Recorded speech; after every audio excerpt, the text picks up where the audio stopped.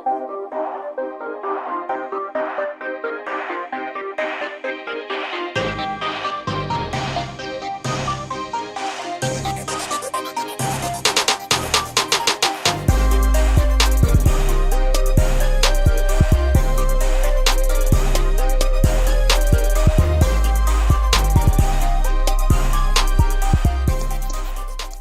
base is dropped on a beautiful Friday morning here in Atlanta, Georgia. Soccer Down here is live for May 3rd, getting you ready for a busy weekend of action with Atlanta United, with Atlanta United 2, with the rest of MLS, with the USL Championship, with USL League One, with the NWSL, with the NPSL, with all of it. All the games. It's all the over soccer. The place. This weekend. Everywhere. There will be a game somewhere near you this weekend. You will be able to go watch it. You will be able to watch it on TV, ESPN+, Fanatis, NBC Sports, ESPN, Fox, wherever you want to watch. It's insanity at the moment. We'll try to get you ready for as much of it as we can. We'll get you ready for Atlanta and Kansas City. We can definitely do that one. We've got Mike Conti and Doug Roberson joining us in hour number 2 to preview Atlanta and Kansas City. John and I will be on the call for Atlanta United 2 and Nashville tomorrow night at Fifth Third Bank Stadium in Kennesaw or on ESPN+. We'll get you set for that one. And we're going to draft some crowdsourcing here. You're going to help us with this one. Okay. It is Star Wars night at Kennesaw at Fifth Third Bank Stadium for this one. It's May the 4th. May the 4th be with you. We all get it by now. This is a very common promotion. So for our keys to the match, and you guys can make recommendations right now on Twitter at Soccer Down Here, what Star Wars themed keys to the match would you recommend for this one? Now, if you don't know Atlanta United 2 and Nashville all that well, that's fine. I need some keys to the match to choose from. I can match them to the opponents. That part I can handle. But I need some Star Wars terms, some Star Wars things that would work really well as keys to the match. So we'll crowdsource this one and see what we come up with here in the SDH family. So that'll be fun. Nobody chimed in on the song reference from the news and notes last week on the broadcast. Go ahead and divulge. I was a little disappointed. I know. So in the news and notes for USL, we do the headlines and we decide what we're going to talk about in the halftime segment. And one of the bullet points was the Real Monarchs making a big comeback, and I think they were down 2-0 and came back and won 3-2. So the title of that segment was King of Wishful Thinking.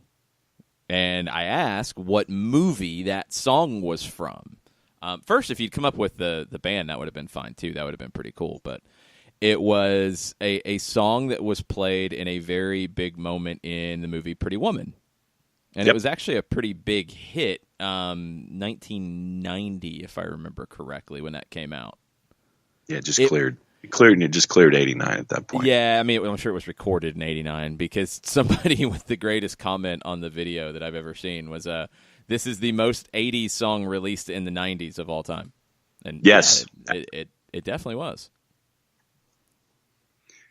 And those of us that go back into the 80s with said band, remember the first one, and then you sit there and you go, "Oh yeah, that was them too." There's not a lot of other stuff from the band. No offense, Go West, but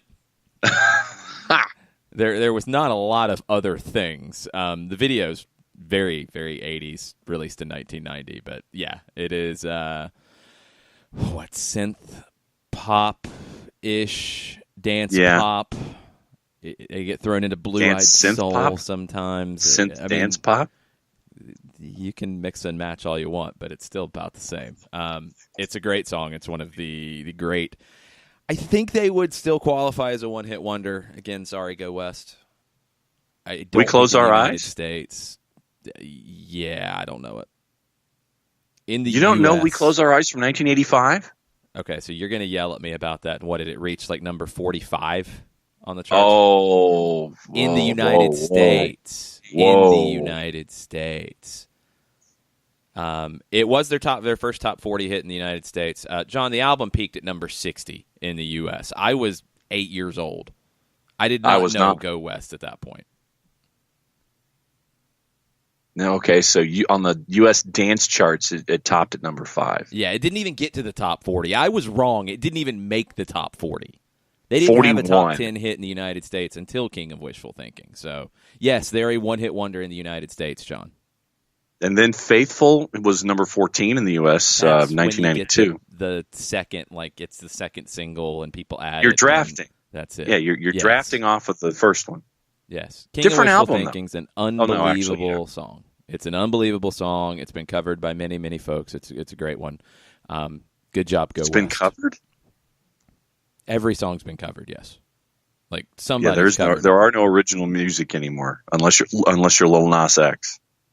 No, there's plenty of original music, but people do covers of stuff that they enjoy. And King of Wishful Thinking is one of those that I'm trying to think of the best cover that I've heard. A group called Carmen, a pop group that started as a kind of YouTube, like they would cover stuff, and that's how they got their attention, and they put out an album, and they had actually a pretty decent hit on the pop world. They did a nice cover of that. I have not seen the Paul Rudd and Jimmy Fallon shot-for-shot recreation of the music video.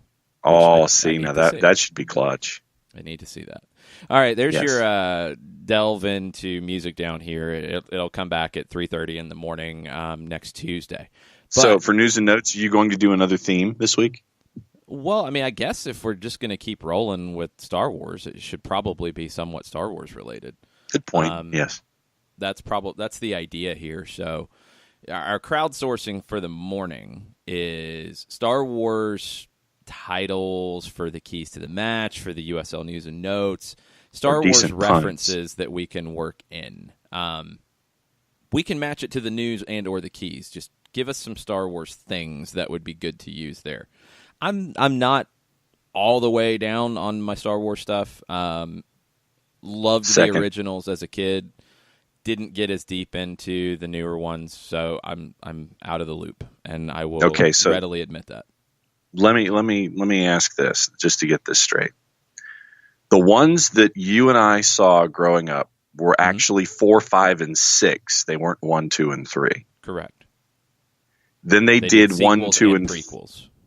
Right. So then they did 1, 2, and 3 in the sequence after 4, 5, and 6. Yes. And now they're doing 7, 8, and 9? Yeah, reverse. They did prequels, then they did sequels. Correct. Okay. Just checking. Yes. Because I think after the first 3, I don't think I've seen the other 6. Yeah, I've seen a couple of the prequels. Did not get into them as much. So for me, it was, when I was a kid, it was Return of the Jedi, because that's when I was, a little kid and saw that for the first time, and then saw the others after that, because, Return of the Jedi came out when I was like 6. I had the Ewoks playset. Come on. That was where I started. So I was not in the theater when I was a baby for Star Wars.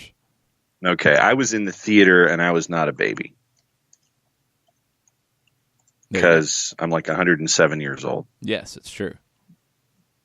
So, yes, I remember playing hooky from 5th and 6th period to go to the local cinema on the day of the release just to get in the doors to watch them.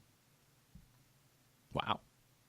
Yeah. Oh, no. Well, this is what happens when your grandfather's the number 2 in security at your high school. And you sit there and you go, look, I got 5th period AP European, and we've already taken the exam, and I got 6th period study hall, and they put me in the corner in an 8th grade English class. Can you check me out? And the answer was yes. And so it was either going to the first day release of movies or driving to the golf course and getting on the first tee by 2:30 and getting home by 6:30.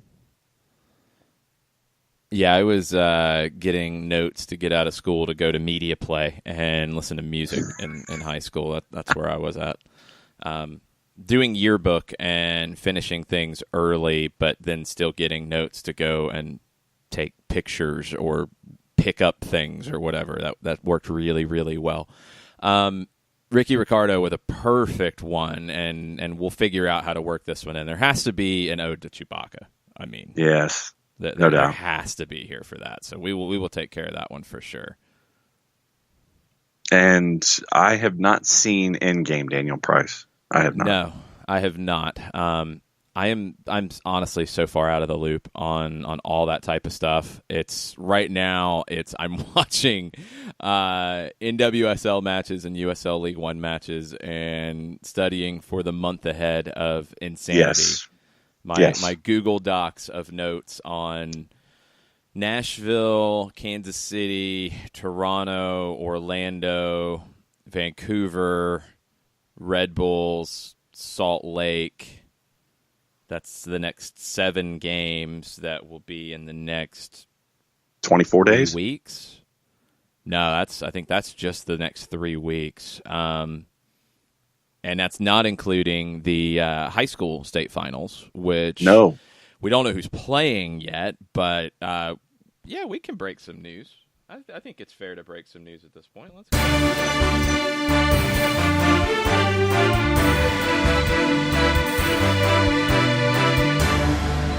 So the Georgia High School Association has not announced which classifications are where yet, but on Thursday, the 16th of May, on the NFHS Network, Mike Conti and I will be calling a boys championship and a girls championship from Macon, Mercer University, 5-star stadium.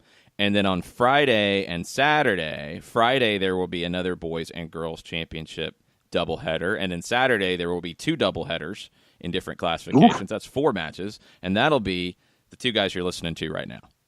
Check. So we'll be calling those games for the NFHS Network. You can watch those at NFHS.com, if I'm not mistaken, and there will be links on the Georgia High School Association page as well. Hang on, I think it's NFHS. Is it NFHSnetwork.com or NFHS.com? Efforting. Hang on. We will share all the links, and we'll let you know pounding my keyboard. Which classifications we're getting and what those matchups are NFHS looking like. Network, NFHSnetwork.com, and then you can do a search through school or state and do all that kind of stuff. But it'll be fun to be down there at 5-star and seeing everybody coming and checking out some of the best high school teams in the country, hopefully. We'll blast you out links to specific days and stuff. All looking forward to that. It's going to be a lot of fun. And you're into the Elite 8 early next week now. I think there might be some games today in some classifications to get everybody to the Elite 8. I know Roswell won last night. Roswell was a 4 seed in the region, Milton. And they're playing Milton, which is a knockdown drag-out battle. You talk about derbies. There's a derby for you to compete with the Dynamo and FC Dallas this weekend. Roswell and Milton next Wednesday will be rough. Yeah, it's been fun keeping up with it. We'll see which classifications we get, and we'll keep you posted. But you can watch those games on the 16th through the 18th over at NFHSnetwork.com. It's going to be fun. The high school game has just dramatically grown and grown and grown, and I think this is kind of the one year that it's really blowing up and getting a lot of attention. There's been a lot of news coverage all over the state of the games, which has been very as cool. It should be. Yeah, well, it wasn't there before. So, I know. We can say as it should be all you want, but it wasn't there. The demand wasn't there before. Now it is. That's a good thing, and it's good soccer. I know people get bent out of shape about development academy players not playing high school. Look, I get it. That's a very, very small number of players.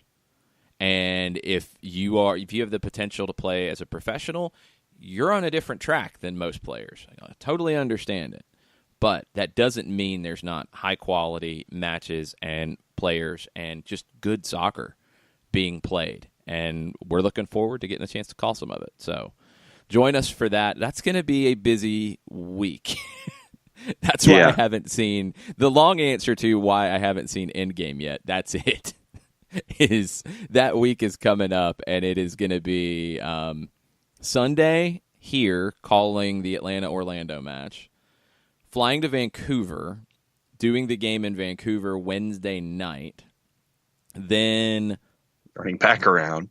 Coming straight back after the match to get here in the morning on Thursday. So, yeah, stay tuned on what the show is going to look like on that Thursday, because then it's driving to Macon and calling 2 games and then falling asleep somewhere, and then calling more games Friday and Saturday. So that's going to be games Sunday, and then Wednesday, Thursday, Friday, Saturday, and then flying to Red Bull Arena Sunday. And I was going to say, game.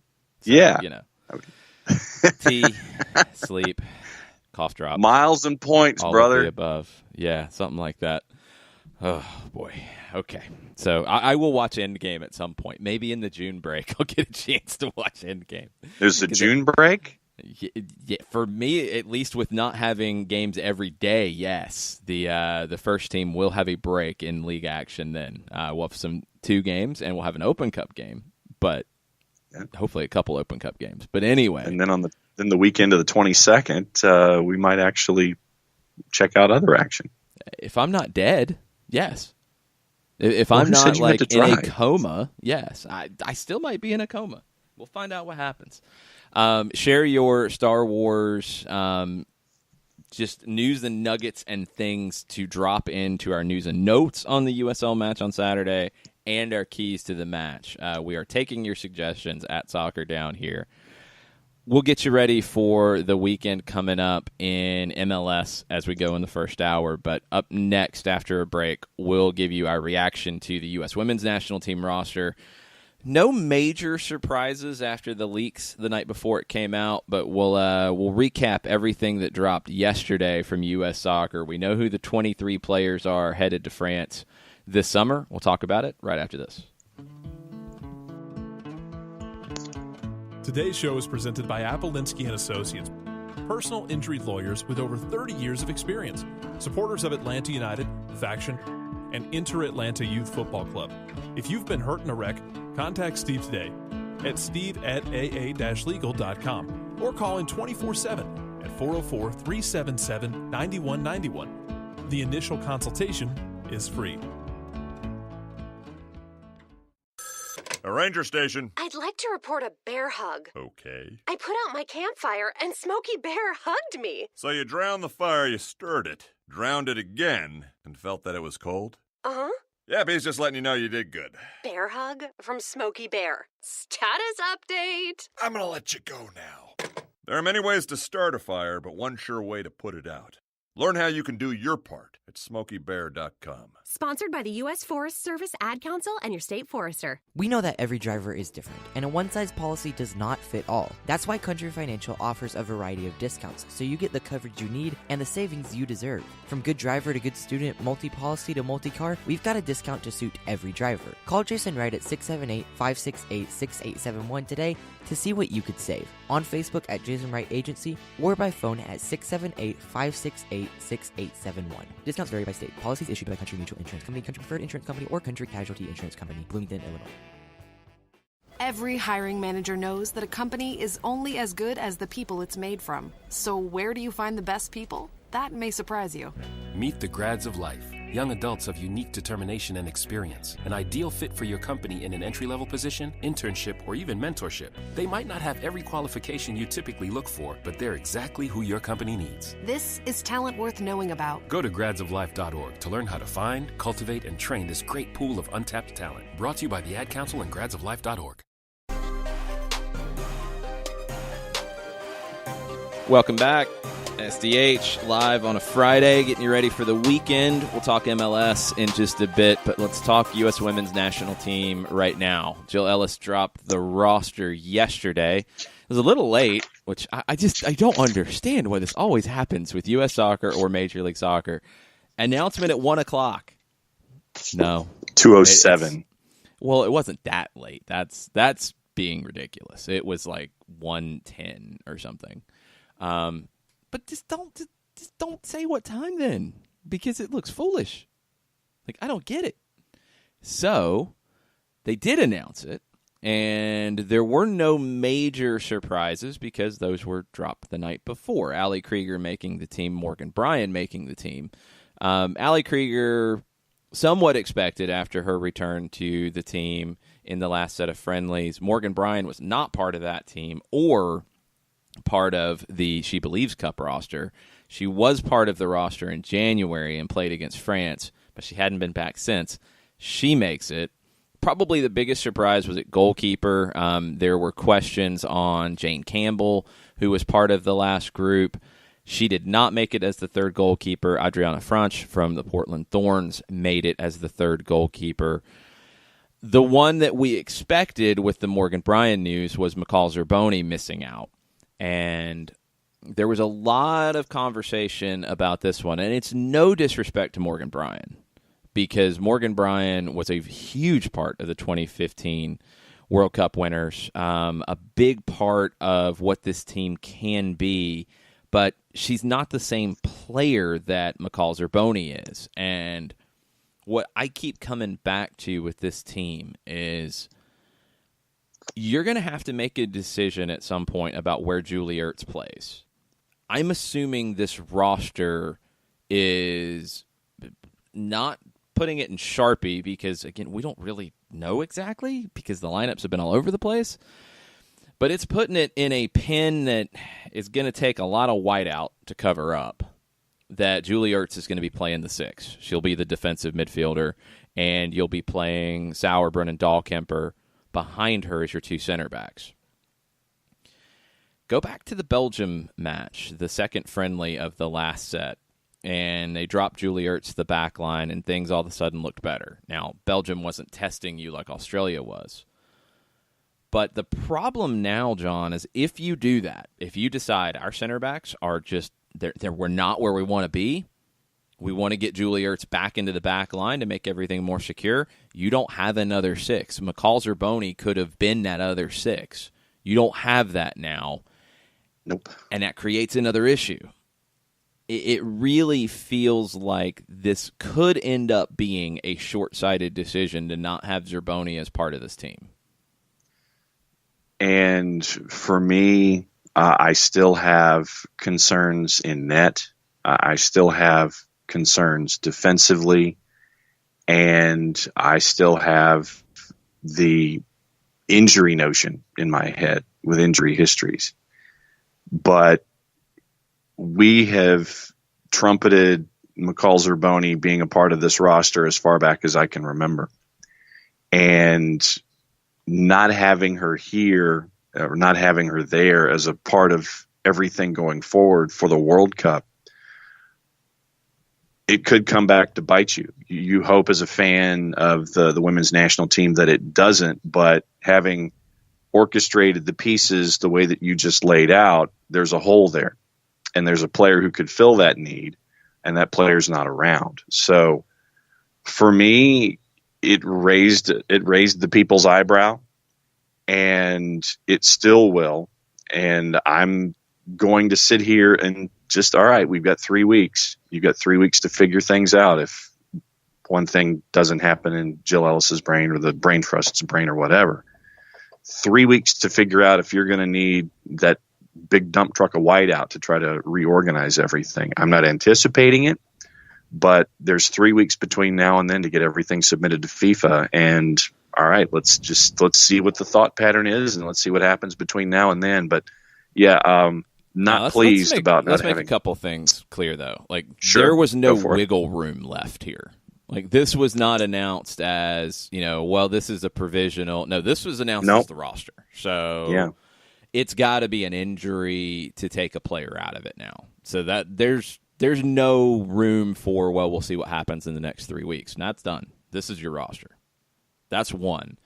And what I was thinking was if there's an injury that does pop up to create a change. Yeah, but I mean, you can't predict that. And your only two that are players that you're looking at injury-wise are Kelly O'Hara, who has played. Morgan Bryan has played. They're both recovering from injuries. They haven't been 100%. They've got time, and you didn't portray things in the way that we're going to bring them in and see where they are and we'll make a change. This is the roster. All the branding, all the work done, and it was a great video playing off of The Office. Yes. To introduce the team, great stuff. There was no wiggle room in any of that. It was, this is your team. There weren't black spaces with question marks over faces in the Office video. No, so this is it. The questions about the defense, the questions about goalkeeper, those are questions that have nothing to do with this roster being announced. I was a little surprised that it wasn't Jane Campbell instead of Franch, but it's the third goalkeeper. The goalkeeper is Alyssa Nair. That is who it appears Jill Ellis has settled on. Now, could that change in camp? I guess. I mean, she hasn't said, like, Alyssa Nair is my number one, that's it. I don't know if the question's truly been asked, but that's what it all appears to be. So this roster wasn't going to change any of that. The back line, I mean, you knew Kelly O'Hara was going to be part of it, and she should be. There's no real surprises there because Allie Krieger had already been leaked. You knew that was coming. The rest of the back line is the back line. The bigger question I have is if you decide that it's not working with Sauerbrunn and Dahlkemper, and you bring Julie Ertz into the back line, as you did against Belgium, as you did in your last friendly beforehand, who moves into the midfield? It has to be Allie Long or Morgan Bryan. And I don't think either one is that shut down six. I don't think you have that outside of Julie Ertz. So that's, to me, where McCall Zerboni would have fit. I think Zerboni did everything a professional can do to earn a trip to the World Cup. I thought the answers about not bringing Zerboni were strange. Very. Disappointing, to be honest. We've not seen a response from McCall yet about not making the squad. And she's a pro, and I think she's going to be the one that there's not an official award for the player most likely to wage vengeance on the NWSL during the World Cup. But if there was, it would be McCall Zerboni. I don't want to play her. I'm so buying a McCall Zerboni kid. I don't want to play her in the middle of the park right now. Nope. I don't want to be going up against Lynn Williams and up top for the Courage right now either. It helps the Courage out a lot, but Zerboni, in my opinion, deserved this roster spot, and it's not because it's likely her last chance at going to a World Cup. You don't pick a World Cup roster on sentiment. You pick it on the best team. And I think Zerboni would have made this team better because she would have given you something that right now you don't have outside of one player. And there's going to come a time in this tournament when you get to a big game and you either have a lead or you go into it and you've been struggling defensively and you say, man, I really need to shore this up a little bit. I wish I had McCall Zerboni here. I hope that doesn't happen, but I think there's going to be that moment. And we'll see how they deal. It's going to take somebody playing outside of their comfort zone to give you the elements that Zerboni could have given you. We'll see. 3 matches between now and the start of the World Cup. We'll see what the team looks like. We'll see some of the different permutations of the lineup because I think you're going to see some mixing and matching and some moving things around. Is Crystal Dunn going to start at left back? Or is Jill Ellis going to try to get her forward more, maybe get her into the midfield? I think we're set with the front three of Morgan, Rapinoe, and Heath, but Kristen Press, Mallory Pugh, they're going to push for time. Jess McDonald making the team makes total sense because she gives you that very direct option late in a match if you need it. Jess McDonald, I think, will play a role in this World Cup. I do. I think she'll be needed at some point. The midfield, is it what we saw in that last match against Australia? Is it Ertz behind Lavelle and Horan? Or does Samantha Mewis push her way into that starting group? Keep an eye on Mewis. I think Mewis could be the one who gives this team more balance. She's not a 6, she's not a 10, but she can give you the box-to-box role. I think she can take some of the pressure off of Horan and of Ertz if she's in the starting lineup. But a lot of questions, 3 matches to start sorting them out. We'll see how the U.S. women look as they get ready for that road to France. We're going to take a break, come back, get you set for the weekend in Major League Soccer right after this. As a business owner, you know that every year brings new challenges and opportunities. The success of your business demands expertise and focus, and Country Financial can help you keep that focus by helping ensure you have the right insurance protection in place to meet your goals. Jason Wright can help you create a customized insurance plan that has coverages designed just for your business. Give Jason a call at 678-568-6871 or reach him on Facebook at Jason Wright Agency. Coverages vary by state. Policies issued by Country Mutual Insurance Company, Bloomington, Illinois. Got issues with youth or high school sports? Positive Coaching Alliance can help. PCA is a national nonprofit working to transform youth and high school sports so that every child has a positive character-building youth sports experience. PCA provides live and online workshops to train double-goal coaches whose first goal is winning and whose second, more important goal is teaching life lessons through sports. PCA also has workshops for parents and high school student athletes. For more information, please visit positivecoach.org. If you've been hurt in a car wreck, contact my friend Steve Polanski of Polanski and Associates. He's been representing individuals for over 30 years throughout Georgia and Alabama. Email him at steve@aa-legal.com or call him 24/7 at 404-377-9191. The initial consultation is free.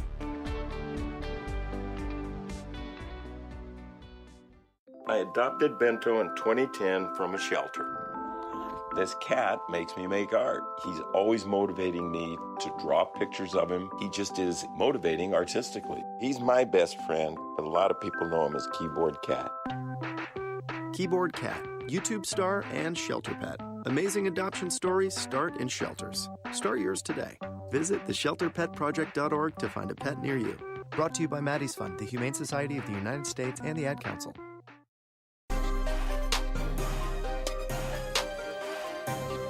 Welcome back. Let's get you set. Major League Soccer, big weekend ahead. It starts tonight. Connor Casey on the touchline for the Colorado Rapids at Dick's Sporting Goods Park against the Vancouver Whitecaps. Maybe not the most exciting game to start the weekend. No. So you're saying MLS. No fantasy players from either of these teams in your starting 11? I don't know. I don't even know where to start with on this one. Woof. I think Colorado will get the win. I think they'll get the bounce of, we got rid of the manager who just said we stink, and Connor Casey's going to come in, keep it simple, and give guys freedom to go. Interestingly, on our friends over at Prize Picks, myprizepicks.com, when you sign up, use the code SDH. It's going to get you 25% of your deposit matched. So if you deposit $4,000, you'll get $1,000. That's your max match. Nice. Anything else, 25% matched. It's daily fantasy. It's super easy. You're picking over-unders on fantasy projected points. For example, how'd you do last week? The DC team really hurt me. I expected goals out of Wayne Rooney and Luciano Acosta or assists, and they did not deliver. So, no. I did hit on Julian Gressel, though. Interestingly enough, there is a player from the Colorado-Vancouver match tonight, Kai Kamara. Fantasy projection of 7. The way your points break out is 5 points for a goal, 3 points for an assist, 1 point for a shot, 1 point for a shot on goal. You lose points with cards. 7 points for Kai Kamara in this one is one that is intriguing to me and grabbed my attention. I don't know if I would put him on my board, but do I think Kai Kamara is a definite potential for a goal here? Yes. And I kind of think that Kai Kamara is going to lead the Rapids to a win here, and I think the Rapids are going to score goals. I think a lot of it's just the bump from a new manager and a guy who doesn't come in saying that, yeah, my team's not very good. I'll go the other way. That's a change. You go the other way on what? Vancouver's going to come in and do what? No, I don't think that Colorado gets the new coach bounce. I think that this game might be a cure for narcolepsy. Did you hear the things that Anthony Hudson said about his team? They're a bottom team with a bottom group of players. You're not going to be motivated that guy got fired? I'm just not there. The Rapids have scored goals this year too. So I know. That's another thing. Well, then I'd take the under. Yeah, I would take the under with Kamara. Are you not hearing me? The Rapids have scored goals this season. I'm just naturally pessimistic toward Colorado. You're just naturally pessimistic, period. The Rapids have scored goals with their bottom team and their bottom group of players. Now, you got rid of the guy who called you a bottom group of players and had you go in and basically put handcuffs on you in your highest profile game of the year so far. That guy's gone. That almost always results in a bump. I think Kai Kamara gets a goal. I think the Rapids win 3-0. I think they dominate. I think it's 1-1 at best, and I would go with the under with Kamara. Well, I disagree, sir. 2 o'clock Saturday, Red Bulls hosting the LA Galaxy and Zlatan. We'll see if Zlatan decides to throw anybody down and then trash talk them and talk about breaking them or doing them or injuring them and create another controversy this week. No, he would do that to a center back. He wouldn't do that to a random midfielder. We'll see if he picks on Aaron Long or Tim Parker, because I think that would be a bad idea for Mr. Ibrahimovic. Oh, I agree with that. Definitely. Completely bad idea. Tim Parker will kick Zlatan into the stands at Red Bull Arena and maybe hit a tarp. Although I think the tarps are going to be pulled for this one because tickets have been moving very nicely. We shall see. It's on ESPN and ESPN Deportes. Your prize pick players, obviously Zlatan's in it with a number of 10. That's a big one against a Red Bulls team that is struggling, but they're not exactly giving up a ton of goals. So I don't know if the Red Bulls really find much going the other way. But I don't think they give up a bunch of goals to Zlatan. So This should be a very intriguing one. My question is, do the Red Bulls come out in the 4-2-3-1 or 4-1-4-1 or whatever permutation of it they do, or do they go to the 3-3-3-1 that worked better last week and has worked before to help them break out of slumps? I'm kind of thinking I'll go with what worked last week. Yeah, I'll go with the latter, and I'll go with 1-1, and I'll go with the under on Zlatan. Yeah, that's what I'm leaning towards. I don't know about 1-1. I do think the Galaxy might win this 1-0, but I think it's a tight one. Game of the week for me, Houston Dynamo hosting FC Dallas, the Texas Derby at BBVA Compass Stadium. It's on Univision at 4 o'clock on Saturday afternoon. Alan Kelly will be your man in the middle there. Albert Elise has a goal and or an assist in 5 consecutive games. 4 goals, 4 assists for the season. He's played a part in 8 of the Dynamo's 12 goals. Albert Elise is on your board for prize picks with a number of 8. That's a pretty good one. It's right there though. Like, it's right where I feel like it might be a push. So I don't know. That's a tough one. I might leave him off my board, but that's a number that grabs your attention and makes you want to play it. 2-2. Yeah, I think there'll be some fireworks. I want to see how Dallas comes out. Do they decide to sit back and defend like they did in Atlanta, or do they get back out and try to play here? I think the Dynamo are the best team not being talked about in MLS. They've got 1 loss on the road at the Galaxy. They've got 1 point less than Dallas, and they've played 2 fewer matches. I think the Dynamo win, but I think it's like a 3-2. I think it's a fun one. I'm looking forward to it. Yeah, I'll go 2-2, and I'll go the over on Elise. All right, Orlando and Toronto, 4 o'clock on Saturday as well on ESPN+. The next 2 teams Atlanta United plays, they match up at Orlando City Stadium. Nani has 4 straight games with a goal. Dom Dwyer got the record of 5 straight with a goal. We'll see if Nani can equal the club record. Osorio has scored 2 goals over the last 4 matches for Toronto. They will be missing Josie Altidore in this one. With the talk about Toronto bringing in Omar Gonzalez, does that provoke a response out of Toronto's backline to say, not so fast, we want these games. We don't want to sit the bench for Omar. I don't think it's enough. I think Orlando wins. Wow. Okay. I'll go the other way, and I'll go Toronto 2-1. I just think that they find a way. And Nani Nani Boo Boo gets the goal for Orlando. Yeah, I think Nani gets the goal for Orlando, and I think they win 1-0. I think they shut Toronto out. I think they're pretty defensive, and they get a goal going the other way against the break. No players from this match on the Prize Picks board. You've got 8 players to choose from this week on Prize Picks. Montreal and New York City from Stade Saputo is New York City. One. Omar Brown, the Vikingo who moved from Independiente to Montreal, had an amazing goal last week. He had the only goal of the game in his MLS debut. Evan Bush has been ridiculous. Shutout streak of 213 minutes, 5 clean sheets in the last 6 games.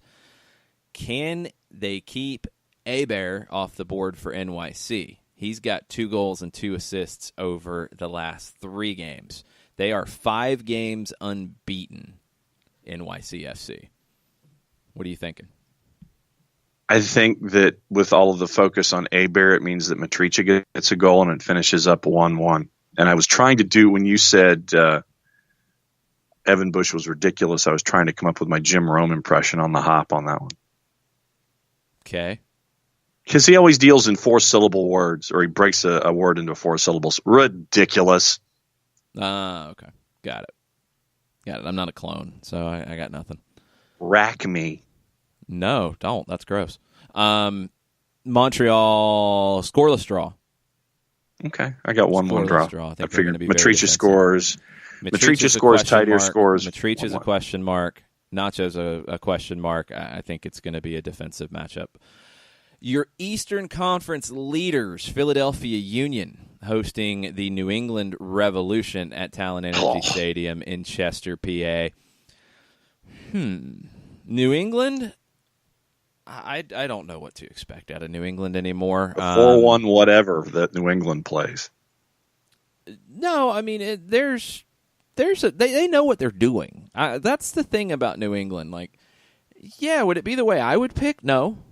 But they know what they're doing. It's speed out wide, it's speed up top, and it is do not dilly-dally with the ball at your feet in the back. Play it long and go chase it. And then if you don't have the ball in the other team's half, chase everything. Kick everything that moves, chase the ball, and just be a bunch of mosquitoes. That only works so well. We saw what Atlanta did against it, but we've also seen teams struggle with it. The Red Bulls lost. Sporting Kansas City conceded 4 times. And Sporting Kansas City had the bulk of the possession when it was 11v11. You know, when you go back and look at that match and you look at the possession number, I think it was 75% for Kansas City. They had like 72% of it for the first 55 minutes when it was 11v11. So don't think that that's skewed because of the 2 red cards that the Revolution received. They still found a way to get a result. That's what's crazy about it. Does that give them any confidence? It should. They should feel pretty good about themselves, and they shouldn't be scared of going into Philly to face the Union. Philly's been pretty solid. Like, not spectacular, just really, really solid so far.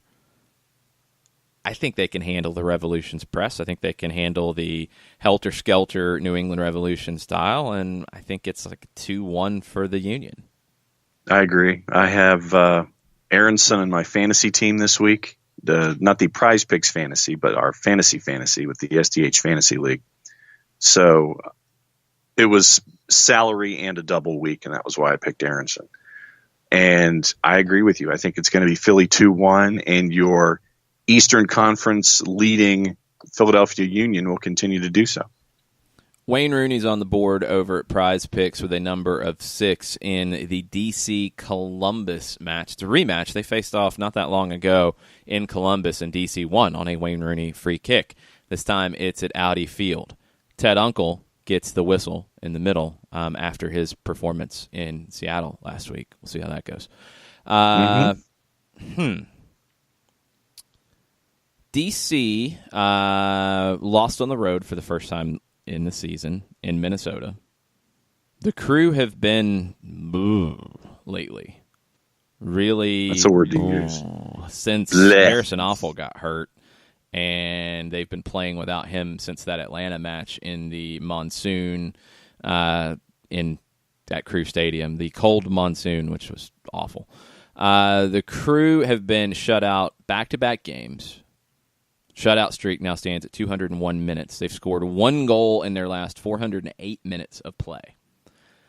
So, if you were looking at over-unders for a team in this one, you'd probably want to lean to the under. And yes. Does Wayne Rooney get you goals/shots/assists? I think he does. I think the Crew are just, they just don't really have much at the moment, and I think it's like a 2-0 DC win. Yeah, I was thinking either 2-0 or 2-1 off a set piece, something like that. But yeah, I think DC gets full points here, and I left DC and Columbus off my board this week. I've benched Zach Steffen. Yeah, the number 6 for Rooney on Prize Picks, I'm leaning to the over on that one. That's looking like a good play right now. No Prize Picks players for Minnesota and Seattle. That is at Allianz Field on Saturday night. Minnesota, they got their first win at Allianz Field, defeated DC last weekend. Angelo Rodriguez scored the goal.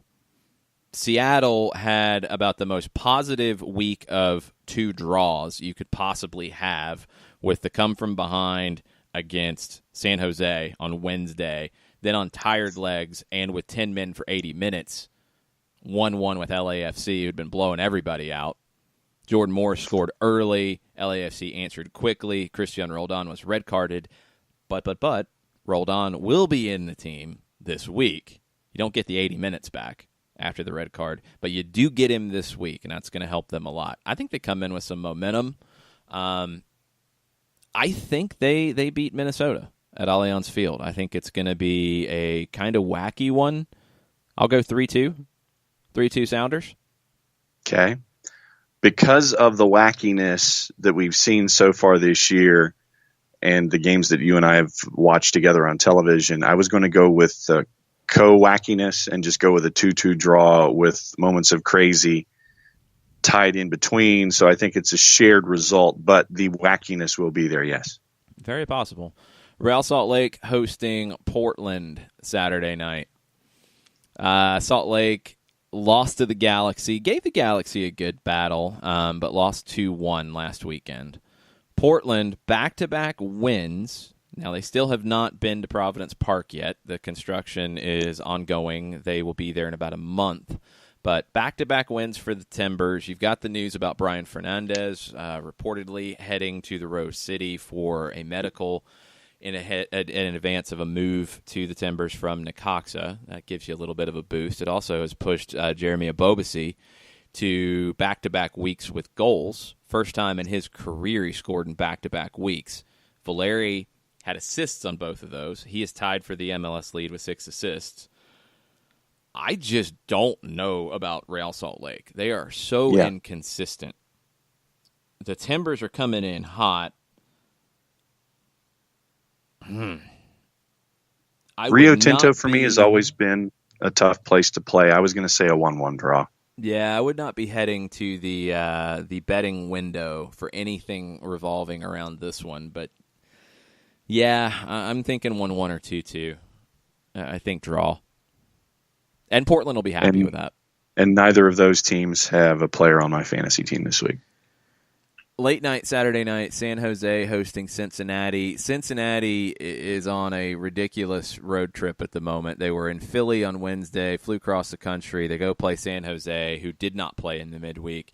San Jose likes to make teams work with their 1v1 pressing everywhere type of system. I think Almeida is going to ratchet that up even more against a team that played midweek and flew across the country afterwards.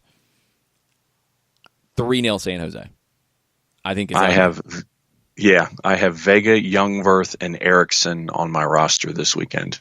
And I think San Jose gets full points. Yeah, I think it's ugly. I think Cincinnati's just going to struggle, and I think Alan Koch is flailing a little bit on what's going on. There's been a lot of talk about bad body language from Kenny Safe. I just think it's bad usage of Kenny Safe. For me, And I'm not watching him in training. We've seen him play out wide, but still function as a playmaker. If he can play as a 10, I would honestly keep things very simple for Cincinnati and play a 4-3-1-2. Get 3 central midfielders behind him. Say, Kenny, you're pulling the strings. We're going to try to get out in the break and support you, but you are the playmaker. We're playing through you. You go make magic happen, and get speed up top with, when Fernando Adi gets back into the team, you've got Darren Maddox, you've got Kikuta Mane, you've got options for speed, but let Kenny Safe pull the strings. If it's better to play him out wide and do that, fine, but I think they need to solidify things defensively a little bit. So don't think it's going to happen this week, though. I think it's going to be an ugly night for them. LAFC hosting Chicago late night, Saturday night. You've got a couple prize picks possibilities here, and they're both LAFC players. Carlos Vela has a big number on the board at 12. Diego Rossi has a number of 6 on the board. Remember, it's 5 points for a goal. I think the Fire are going to give them a battle here. I want to see how Chicago lines up. I think Nico Gaitan is going to become more influential for Chicago as the year goes on. I think you get that midfield of Gaitan in front of Mihailovic and McCarty going. That's a good midfield in this league. You've got Bastian Schweinsteiger behind them. Figure out ways to free him up to step up when he can in certain games. When teams are going to sit back against you, let him go forward, readjust a little bit. LAFC is not going to sit back. So Schweinsteiger will have to do a lot of defending here. Can he do it? We know he has the IQ. Is he going to be able to handle Rossi, Vela, Christian Ramirez, Diamande, whatever it is up top for LAFC? I've got Atuesta and captained Vela on my roster. Vela is leading the league with 11 goals, equaling the most goals in the first 10 matches of a season in MLS history. Does he get another one here? Don't know.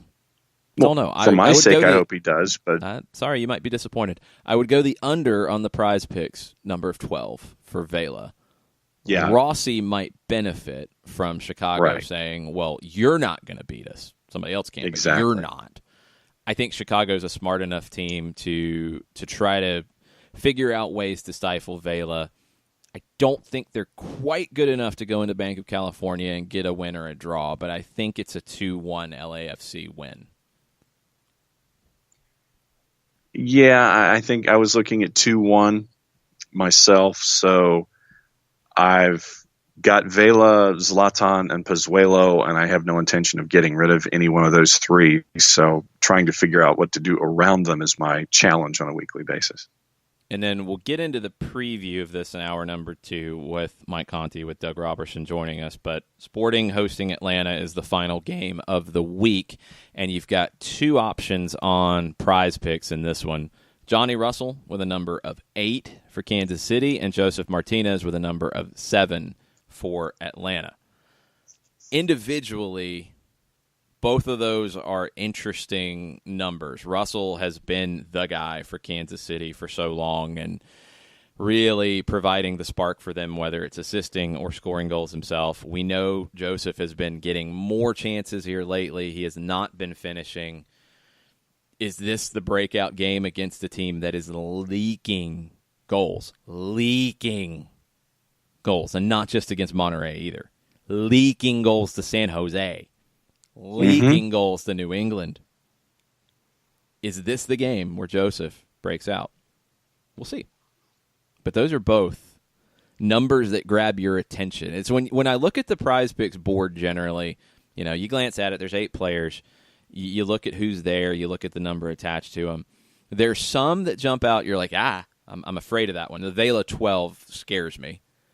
And then there's some that you look at and you're like, that's too close. I just don't know. And then there's some that you see, like Rossi at 6, like Rooney at 6, and the Russell Martinez numbers that you're like, those could be intriguing. Yes. So, as you stroke your chin. Yes. myprizepicks.com. The app is available on iOS. It will be available on Android very soon. Use the code SDH when you sign up. get 25% of your initial deposit matched. You also get a free 2-pick $25 play as well. And when I signed up, months ago, I found out about this a long time ago. When I signed up months ago, that free $25 play came in very handy when I hit on it straight out of the gates. So, just saying, it's always good. And you've got other sports as well that you can pick. You don't have to make all of your picks in MLS. You can mix and match. So you've got the PGA, you've got baseball, you've got the NBA, you've got some MMA in there, you've got hockey, and you've got esports. So if you're up on the esports, the board is not there yet for esports. But if you want to go there, cool. You can mix and match. You can play 2 picks, 3 picks, 4 picks. The more risky you go, the more money you can win. It's an Atlanta company, too. They've been very good to us here at SDH, so go check them out. Use the code SDH when you sign up. We're going to take a break, come back and reset for hour number 2 right after this.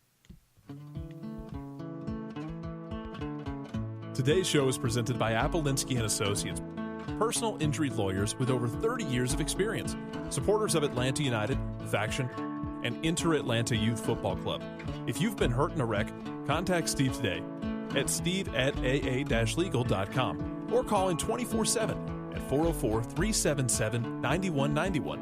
The initial consultation is free. A ranger station. I'd like to report a bear hug. Okay. I put out my campfire and Smokey Bear hugged me. So you drowned the fire, you stirred it, drowned it again, and felt that it was cold? Uh-huh. Yep, he's just letting you know you did good. Bear hug from Smokey Bear. Status update. I'm gonna let you go now. There are many ways to start a fire, but one sure way to put it out.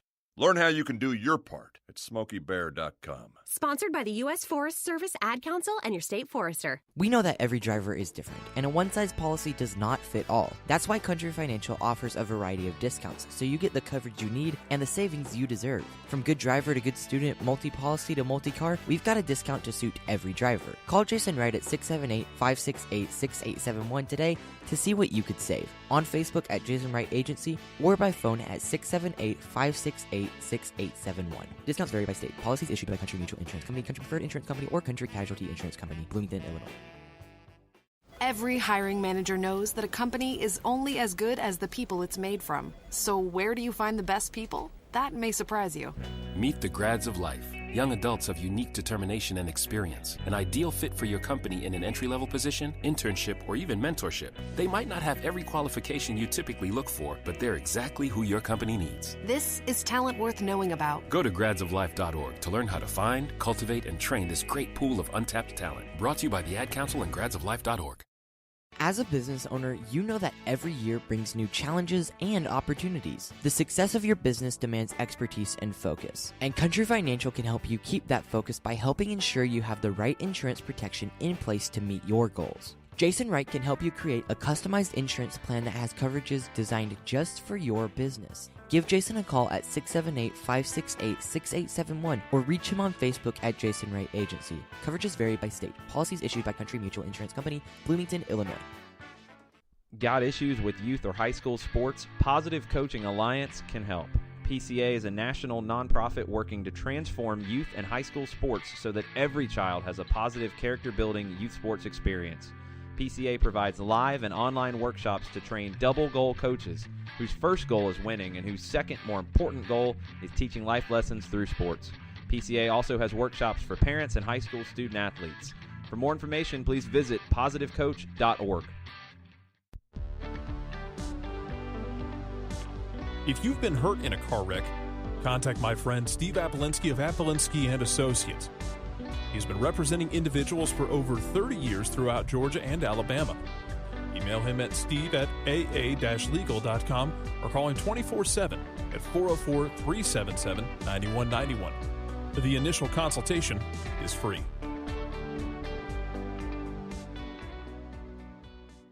I adopted Bento in 2010 from a shelter. This cat makes me make art. He's always motivating me to draw pictures of him. He just is motivating artistically. He's my best friend, but a lot of people know him as Keyboard Cat. Keyboard Cat, YouTube star and shelter pet. Amazing adoption stories start in shelters. Start yours today. Visit theshelterpetproject.org to find a pet near you.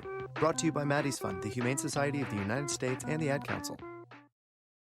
You're listening to Soccer Down Here daily on SDH Networks, a division of OSG Sports. Find us at Soccer Down Here on Facebook and Twitter. The time is now the top of the hour. Peep, y'all.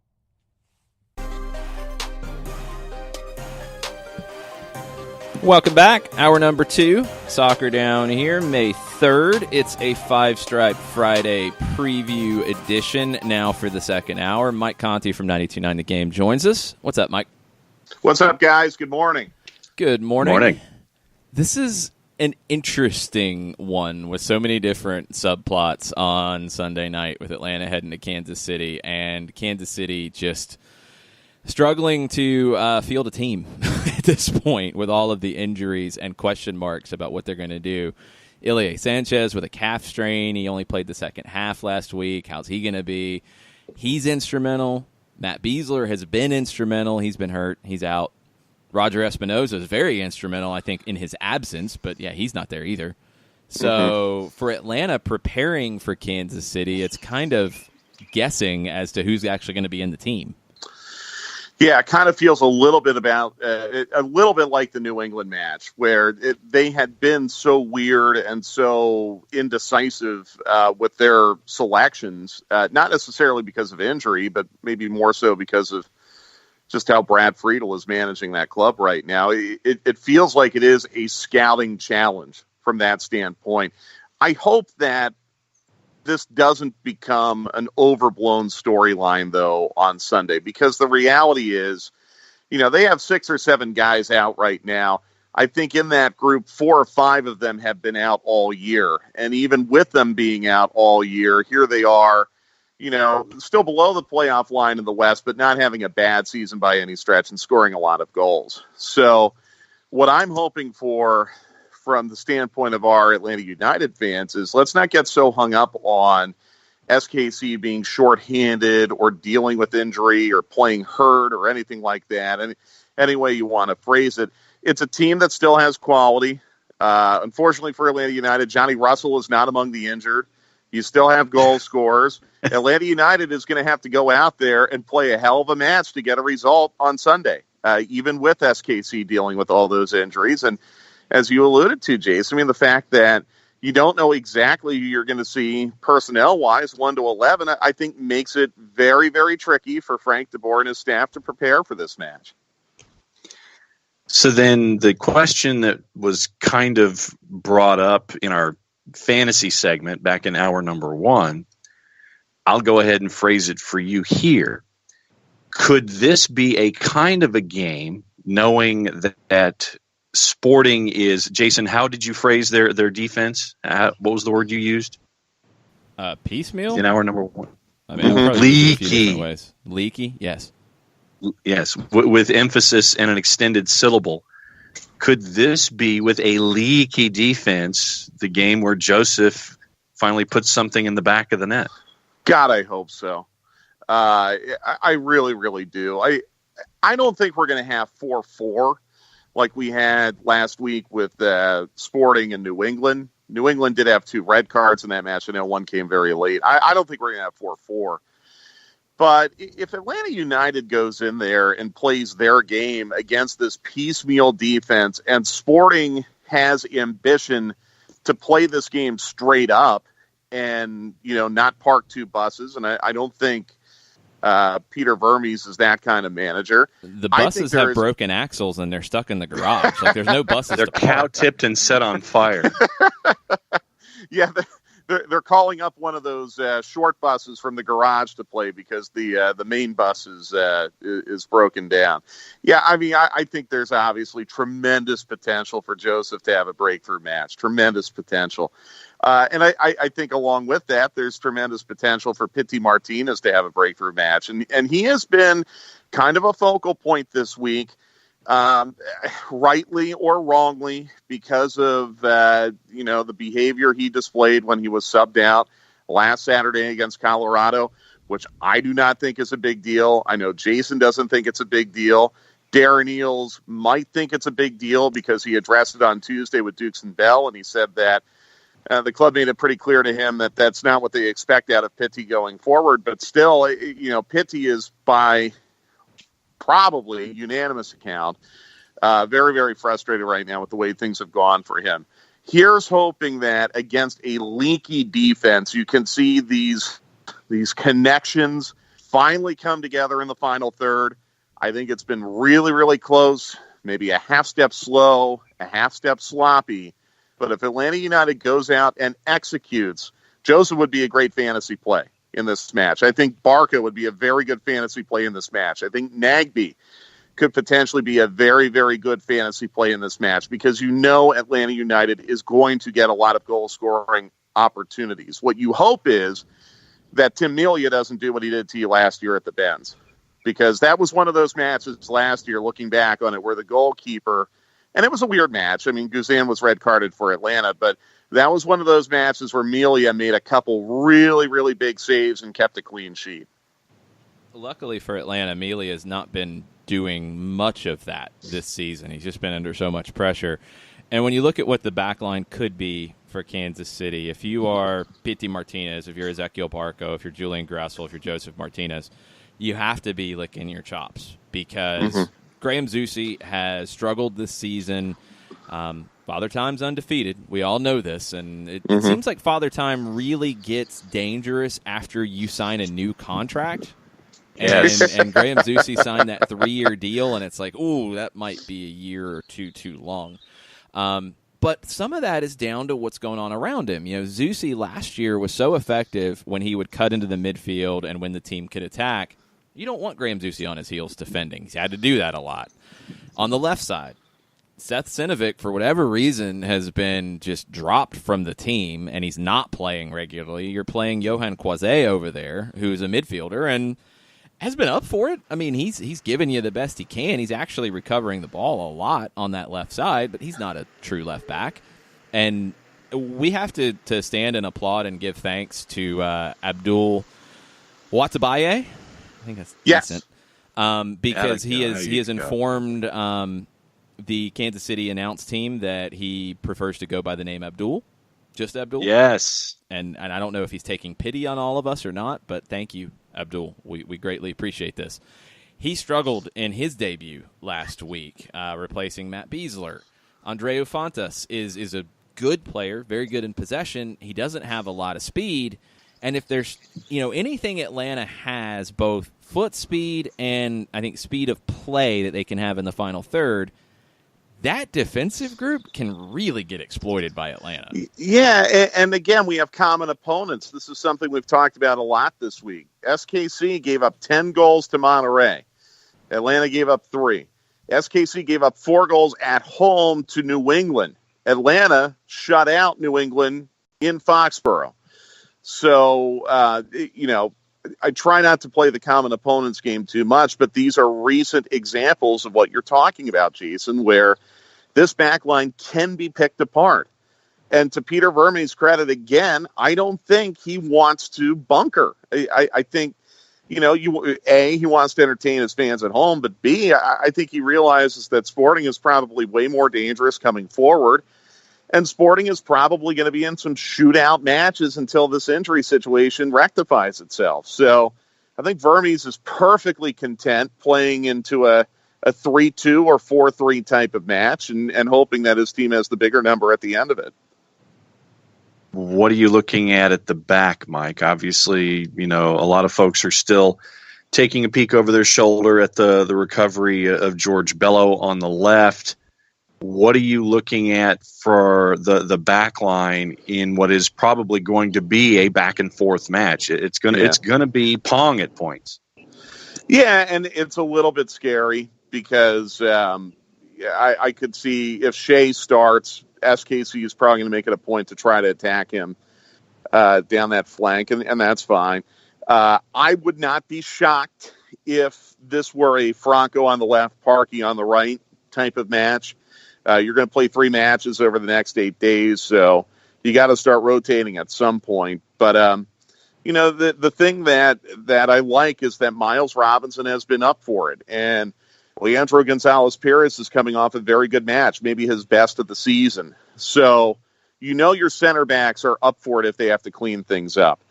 But this is a very, very tricky lineup decision for Frank de Boer as far as what you do at left back. And I think Franco can play 90 minutes of left back if he needs to.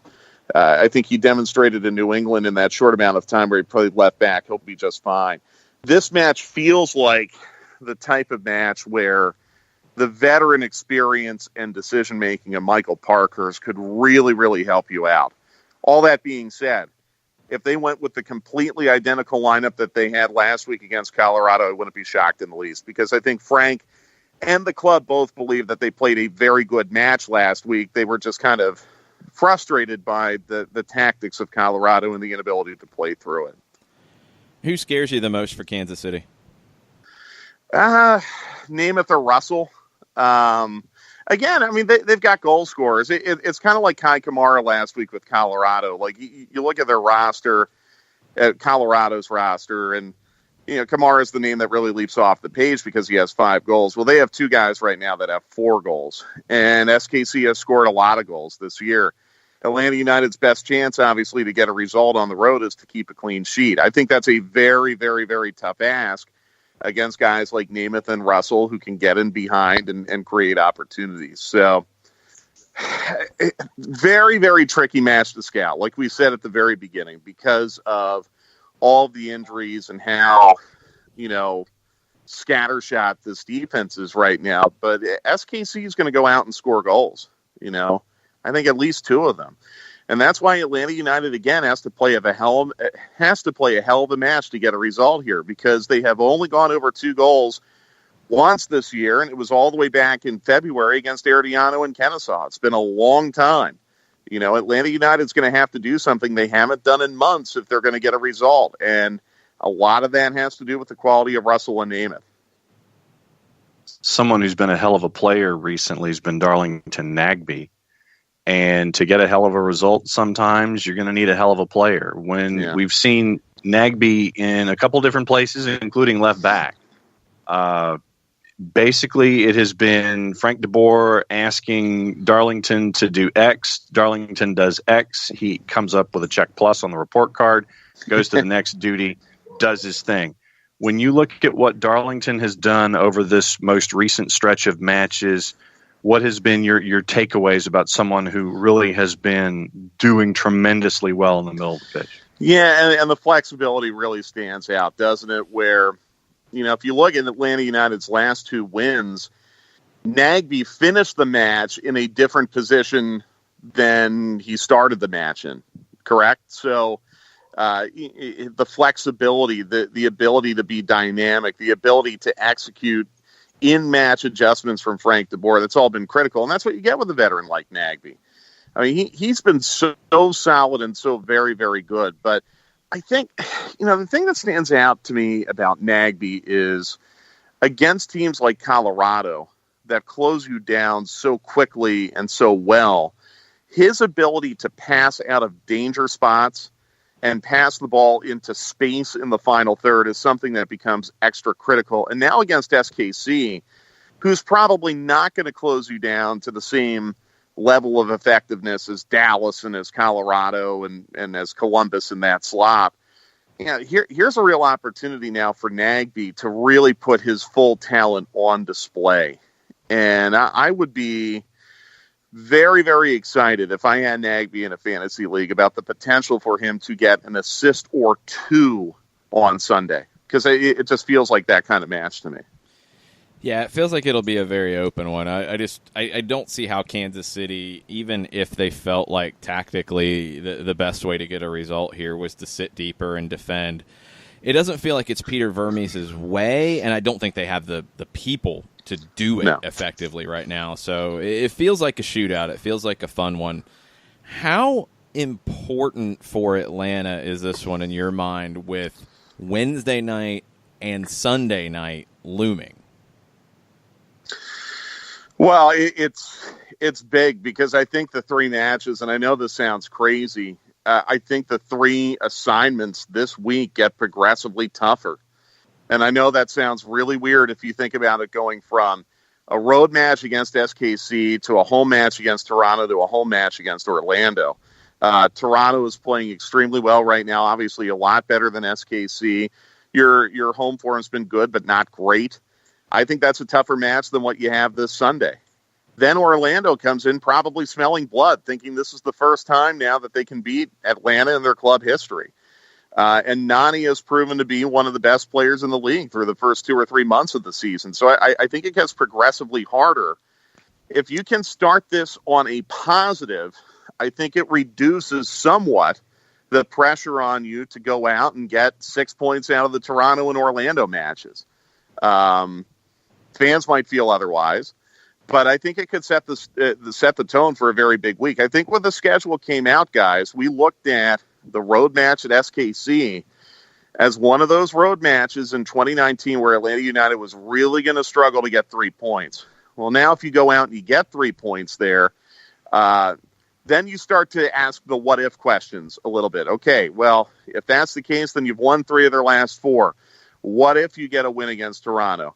What if then you spin that into a win against Orlando? What if then you spin that into a win at Vancouver, with travel still being a factor, but Vancouver below Toronto, Orlando, and SKC in quality right now? And now you're talking about maybe a 5-match winning streak, going to Red Bulls where they're struggling and you're smelling blood, and then going out to RSL. And you see how this goes, right? Like, then you start asking the what if. But you've got to start stringing some results together. And I think you've got an excellent opportunity to do so, even if you get a draw. Even if it's a 2-2 or a 3-3 draw, I think that's a quality result that you can go home with confidence now, feeling that, Toronto's playing well, but you're playing well too. And now you can dictate the terms to them on your home pitch. And Orlando doesn't come in here smelling blood, thinking that they should have all the confidence in the world because Atlanta's struggling. So I think it's vitally important. I think it's vitally important to the fans too. Things are still very tense around here, and I get it. Everyone was expecting 4 goals against Colorado. You weren't going to get that once you saw their team sheet and you knew they were playing a 5-4-1, but that was still the expectation. The club did not meet that expectation. Now here's a chance for the club to exceed expectations for once. And, Mike, you look at the East, and right now it's 2 groups. You've got the group above the playoff bar, which is separated by 5 points, 1 through 7. Yeah. And then you have 8 through 12, which is literally separated by 1 point and goal difference and average points per match. And Atlanta United's right there in the thick of things. When you look at these 2 groups, the one above the bar, Philadelphia, DC, Montreal, Toronto, Columbus, Orlando, New York City, and then the one below the bar, Chicago, Red Bulls, Atlanta United, FC Cincinnati, and New England.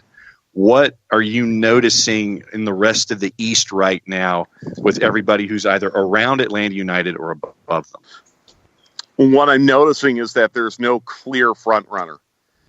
We thought it might have been DC. Then they kind of crashed back down to earth a little bit. I'm still not convinced on Columbus from what I've seen in person. And if you want to condense it even further, John, if you look at points per match, the difference is even more narrow. Now you're seeing some trends. Cincinnati has not been playing very well. That's a trend.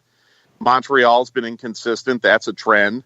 New York City is starting to play better. That's a trend. DC is not playing as well. That's a trend. But I think what you've just outlined, John, it really indicates how few matches we've actually played. I know it feels like we've been doing this a long time because we're now in our 3rd month of the season. But in reality, it's still so early, isn't it? And, I don't anticipate this to be a 5-team death struggle at the end of the year to get above the playoff line. I think you're going to start to see separation in that bottom group. And I think Atlanta, in terms of quality, is the team that has the most of those 5 teams, the most likely team to jump up. But there's still such a long way to go. And what it's going to come down to is getting some wins at home. You have 1 now. You got to get, realistically, we talked about this on Stoppage Time this week. I think Atlanta United needs 40 more points to feel like they're going to be in good shape to make the playoffs. That would get them to 48. I think the most that the 7th place team has had in the East over the last 5 years is 47. So if you get 40 more points, you're good. That's 1.5 points per match going forward. So you need to win 2 out of 4 matches if you want to take it in 4-match segments. That's not scary. You can do that.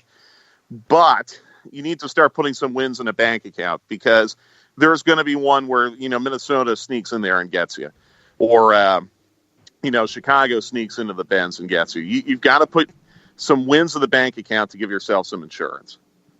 Yeah, you've got some brutal just scheduling quirks as well, so you want to pick up the wins that you should pick up. And that's the key, I think, for this team. To win the games that they should win, that's going to be the majority. This is a team that has that type of talent. They just have to continue to grow. This is a tricky one Sunday, so it's so hard to even make predictions about it because of the unknowns about Kansas City, the unknowns of how things play out. It feels like a game with a lot of fireworks, though. It feels like a game that'll be a fun watch and listen. I agree. I think, again, just quickly, the one message I would try to impart is just because Kansas City is injured doesn't mean they won't have MLS players out there on Sunday. So, once we get to kickoff, that injury storyline doesn't matter anymore. And you should not go into Kansas City assuming this is going to be an easy 3 points because they are so injured. I think Atlanta United is going to have to play their best match of the year to get a result on Sunday. I really, really believe that. So another question we haven't talked about yet is, have our listeners hooked us up with restaurant recommendations yet? Well, yes, and thank you for everything. I think the consensus number one choice, though, is something that is not open on Sunday. Boo. So if our listeners could get on that a little bit, I appreciate it. I'm a little bit busy today. If our listeners have a chance to do a little research for us and find us a good spot or two that's open on Sunday. I don't even know where we're staying yet. I don't know if we're downtown or if we're out near the stadium. But, I'll Uber to wherever. If I have to Uber to Joplin to get good barbecue, I will do it. So we've got time. We got plenty of time. The match isn't kicking until 9:30, by the way. Almost 9:30. So we will have plenty of time to go out and eat as much barbecue as we can handle. So if any of you have recommendations, you know where to tweet us, and they would be very, very much appreciated. And then what's all the broadcast plans? We're on at 8:30 for Five Stripes Countdown? Yes. 8:30, Five Stripes Countdown on 92.9 The Game and radio.com and the Atlanta United app. Kickoff, it's not quite 9:30. It's like 9:25. We will do a full 1 hour full-time report after the match as well. All your coverage, Atlanta United app, radio.com app, 92.9 The Game on radio. Busy night. I think this is just – I'm excited because it feels like it will be the most open match Atlanta's had in, probably the whole season, to be honest. Yes. Yeah, because the two teams that would have been most open were playing through conditions, D.C. and Columbus. So you've got perfect weather. That won't be an issue. I think we're going to have goals. I think we'll have a lot of goals both ways. But I'm ready for it. We haven't had too many goal calls yet, Jason, this year. So I'm ready for it. My voice is ready. There we go. It's going to be fun. Well, we got a lot of games coming up, so be careful. Even though it's ready and you want to get going. I know. Hey, one match at a time. If you have to call a match or two in my stead, I know you're up for it too. I can handle it. I hope. As long as I have a voice. If not, then we're all in trouble. Mike, thanks for the time. Don't scream Nutella is life out of nowhere if we have another Golazzi. You'll be fine. No, not doing that. Trust me. That'd be awesome. Not doing it. Thanks, Mike. See you guys. We're going to take a break. We'll be right back after this. Today's show is presented by Polanski and Associates, personal injury lawyers with over 30 years of experience, supporters of Atlanta United, Faction, and Inter-Atlanta Youth Football Club. If you've been hurt in a wreck, contact Steve today at steve@aa-legal.com or call in 24/7 at 404-377-9191. The initial consultation is free. A ranger station. I'd like to report a bear hug. Okay. I put out my campfire and Smokey Bear hugged me. So you drowned the fire, you stirred it, drowned it again, and felt that it was cold? Uh-huh. Yeah, he's just letting you know you did good. Bear hug from Smokey Bear. Status update. I'm gonna let you go now. There are many ways to start a fire, but one sure way to put it out. Learn how you can do your part at SmokeyBear.com. Sponsored by the U.S. Forest Service Ad Council and your state forester. We know that every driver is different, and a one-size policy does not fit all. That's why Country Financial offers a variety of discounts, so you get the coverage you need and the savings you deserve. From good driver to good student, multi-policy to multi-car, we've got a discount to suit every driver. Call Jason Wright at 678-568-6871 today to see what you could save. On Facebook at Jason Wright Agency or by phone at 678-568-6871. Discounts vary by state. Policies issued by Country Mutual Insurance Company, Country Preferred Insurance Company, or Country Casualty Insurance Company, Bloomington, Illinois. Every hiring manager knows that a company is only as good as the people it's made from. So where do you find the best people? That may surprise you. Meet the grads of life. Young adults of unique determination and experience. An ideal fit for your company in an entry-level position, internship, or even mentorship. They might not have every qualification you typically look for, but they're exactly who your company needs. This is talent worth knowing about. Go to gradsoflife.org to learn how to find, cultivate, and train this great pool of untapped talent. Brought to you by the Ad Council and gradsoflife.org. Welcome back. Doug Roberson of the Atlanta Journal-Constitution will join us in our next segment, but we've got time for a question. Swixter wanted to know, he said, the odds on facing another 4-5-1 Sunday given all the injuries, 3-2? Question mark. 0. I think 0 because they don't have the bodies to really do it, and they don't do it. Peter Vermes, and it would be 5-4-1 is what Colorado did, and there's a big difference. Like a 4-5-1, could Kansas City look a little more defensive in that way? I mean, sure, because 4-5-1, 4-3-3, it's all relatively the same. Going to 3 center backs, I'd be shocked because last match they had to turn to Abdul making his debut, and he really struggled. Fontas is there. Beasler is not. You could look at Botan Barath as your other center back. He hasn't really been all that convincing in 4 starts so far this season. You don't really have any other bodies to play in the holding midfield either, and that would be the key to making any of that work. You've got Ilie Sanchez, who is a playmaking, deep-lying holding midfielder. He's got a calf injury. He couldn't play 90 against New England. I think, honestly, Vermes wanted to rest him completely there. He played Gutierrez in that role to start. Gutierrez couldn't get forward the same way in the first half. You're in trouble, so you have to bring Ilie on at halftime, and it was better because you get Gutierrez forward. You don't have Roger Espinoza. He's out for a long period of time. Kellen Rowe's not exactly a natural fit there. Gideon Zalalam's only started 1 time, so do you bring him in? Juan Kuzain is a teenager who's played mostly with Swope Park this season. Could you bring him in?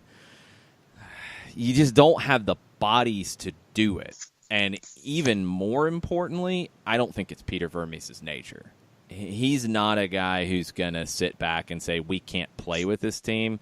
He's a guy who's going to say, I don't care what bodies I have. We're going to play. And we're going to play our game because that's who we are.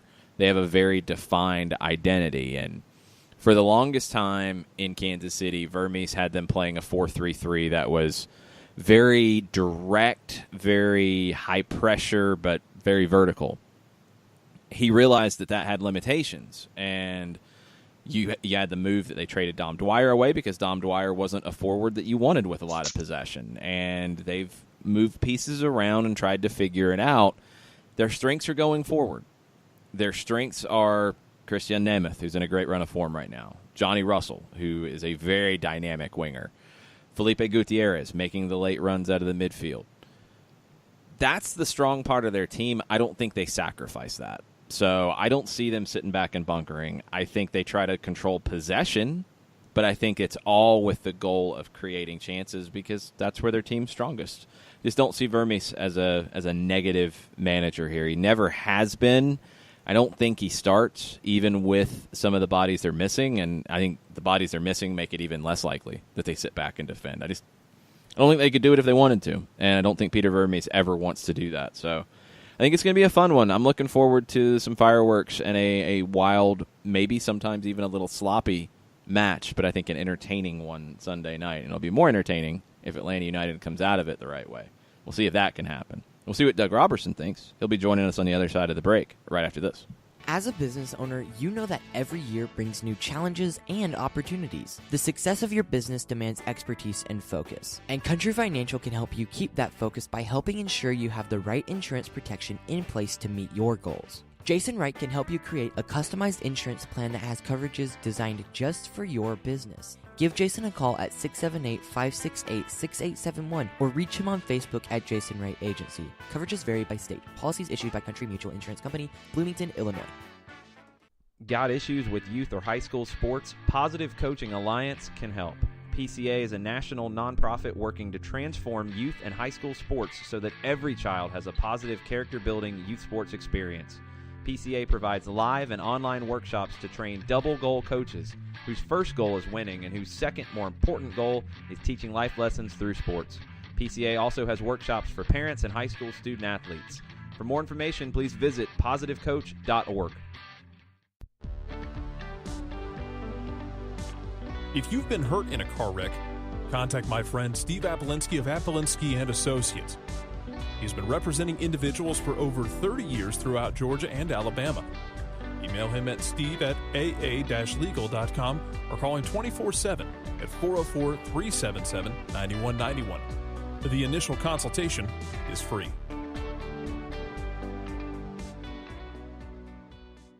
I adopted Bento in 2010 from a shelter. This cat makes me make art. He's always motivating me to draw pictures of him. He just is motivating artistically. He's my best friend, but a lot of people know him as Keyboard Cat. Keyboard Cat, YouTube star and shelter pet. Amazing adoption stories start in shelters. Start yours today. Visit theshelterpetproject.org to find a pet near you. Brought to you by Maddie's Fund, the Humane Society of the United States, and the Ad Council.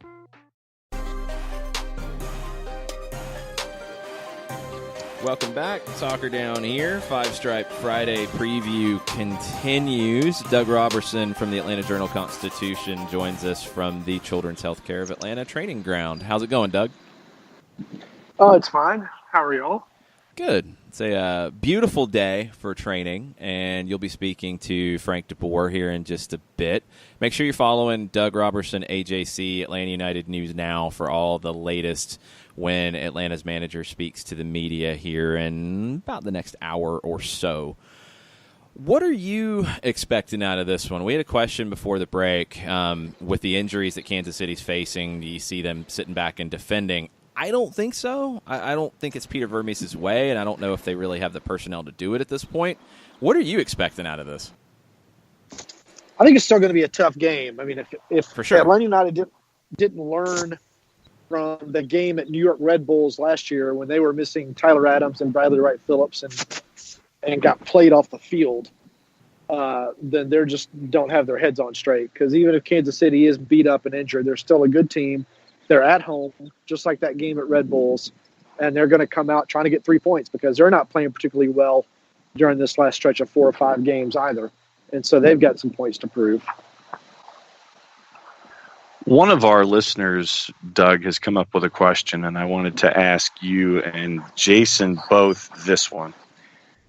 Jeremy York asks, what type of game would carry over a great Friday feeling into Monday? Atlanta United winning easy over Sporting or a nail-biter late winner like a golden goal situation? And then he wishes enjoying the game and good luck on the call. Which do you think for the fans and for the team would be obviously they would take the full points either way, but going with this question, which do you think would have the deeper, longer emotional carryover coming into this schedule compression?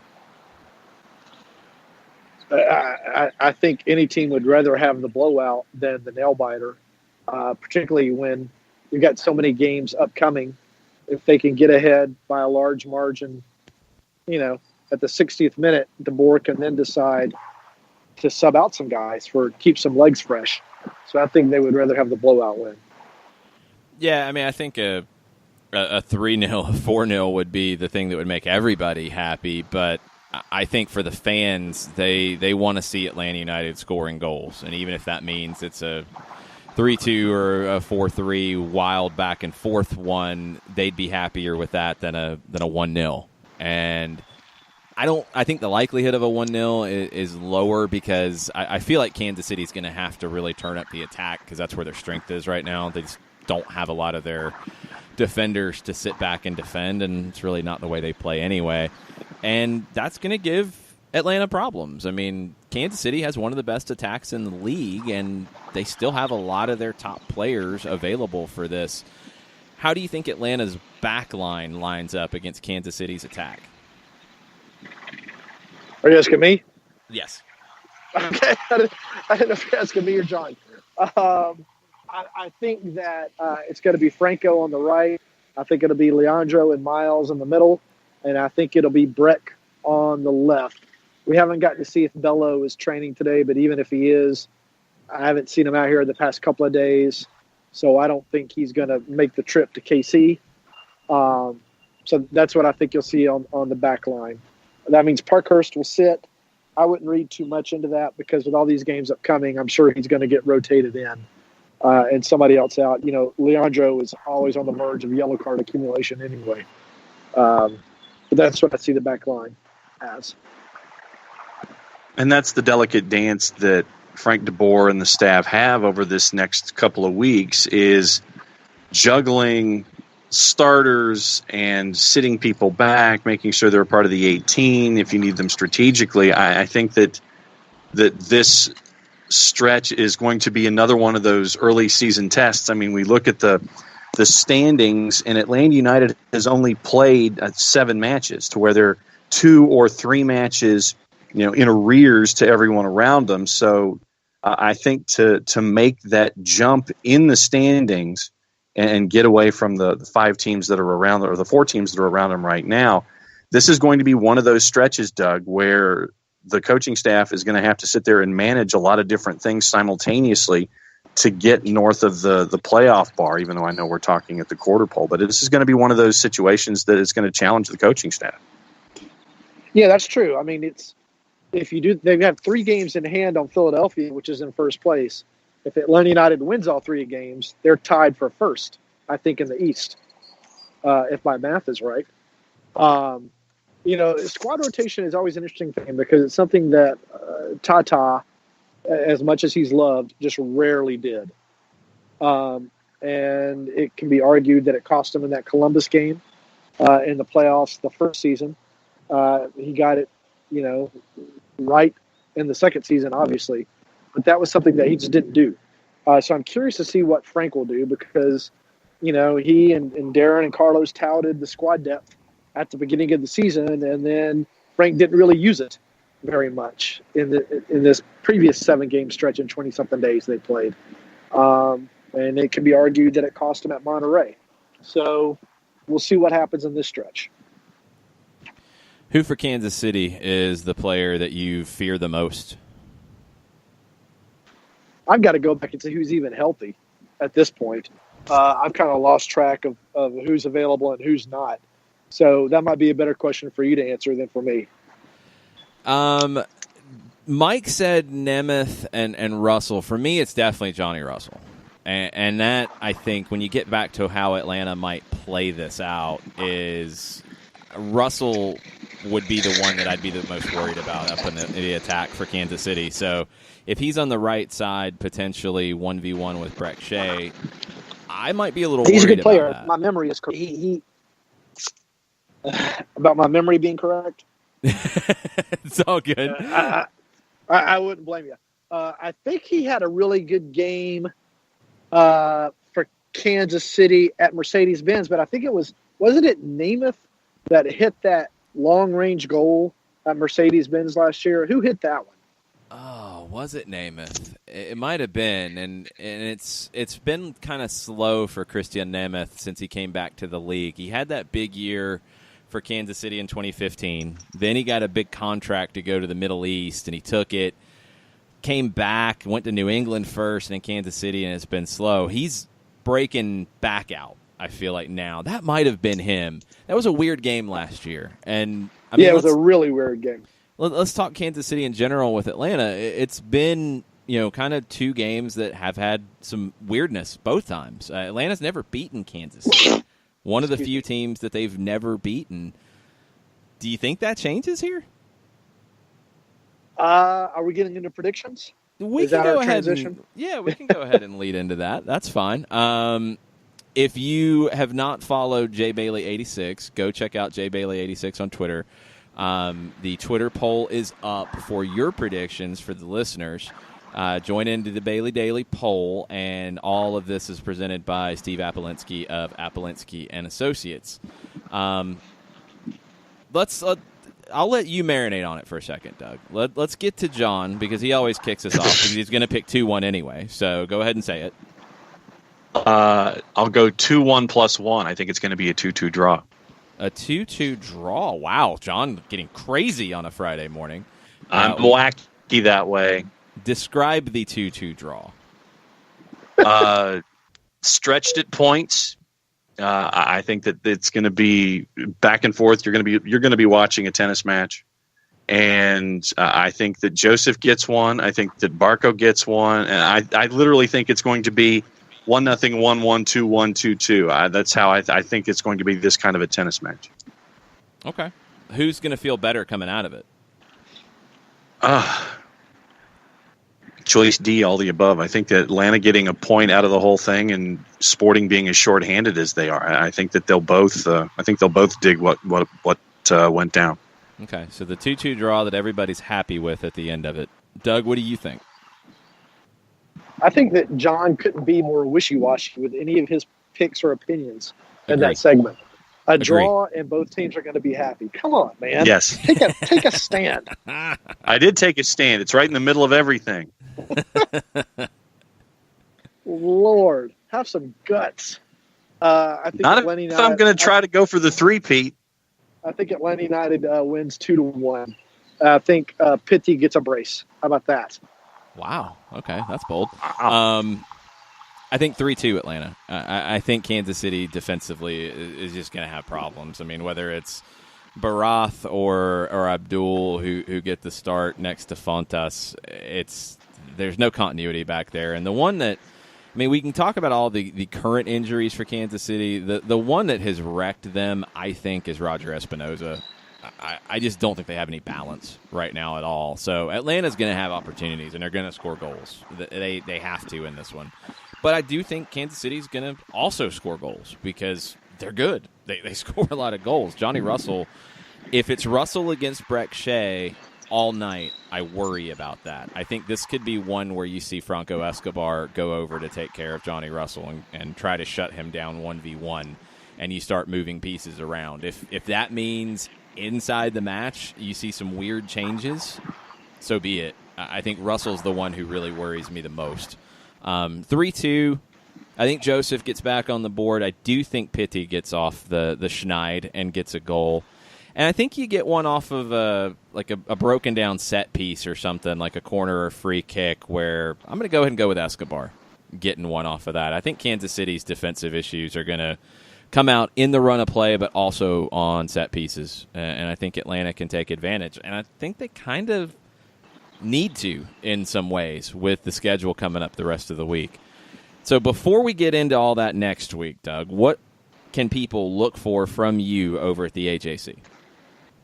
Well, I'm hoping to file write about the injuries, both for Atlanta United and Kansas City after we talk to Frank.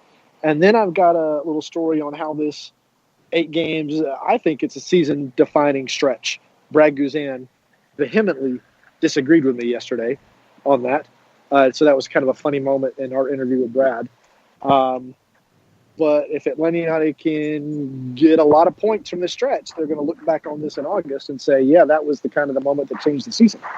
And if they don't get a lot of points, it's going to be even harder in the remaining 19 games to get back up and be one of those 7 teams. So we'll see what happens. Yeah, I don't know.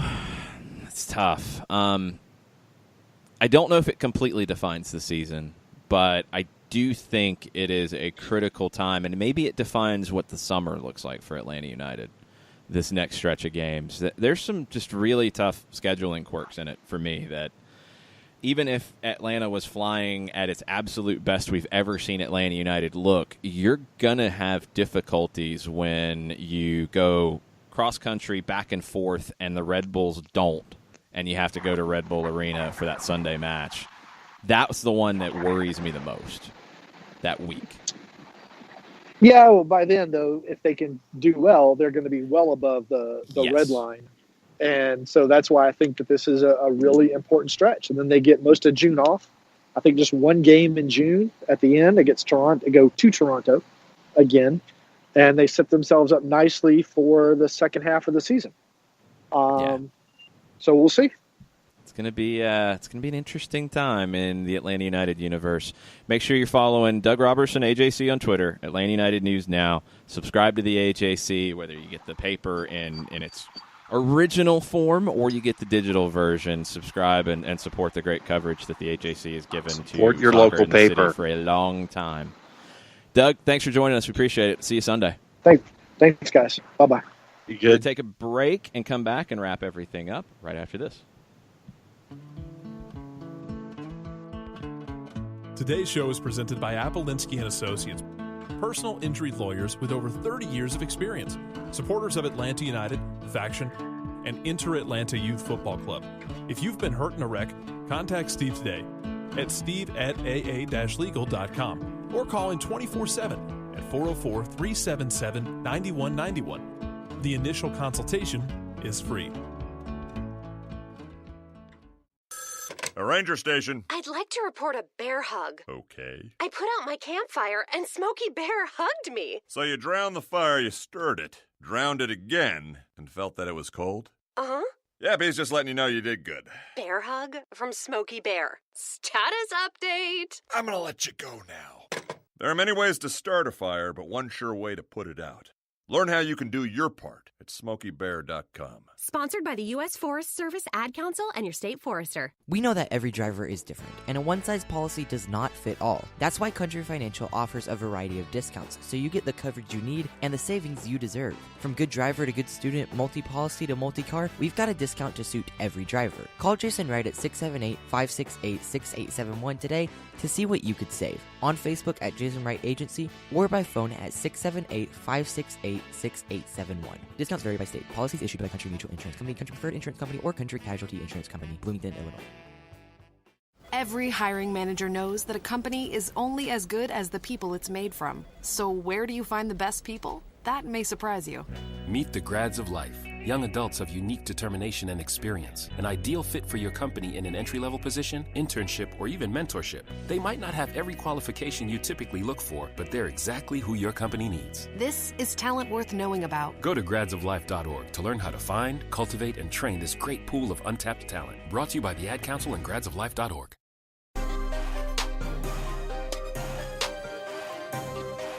Final segment for the week here at SDH. Getting ready for Sunday, Atlanta and Kansas City. If you guys have questions, now's the time. Tweet at us at Soccer Down Here. We'll get to those. We have a little bit of news as well.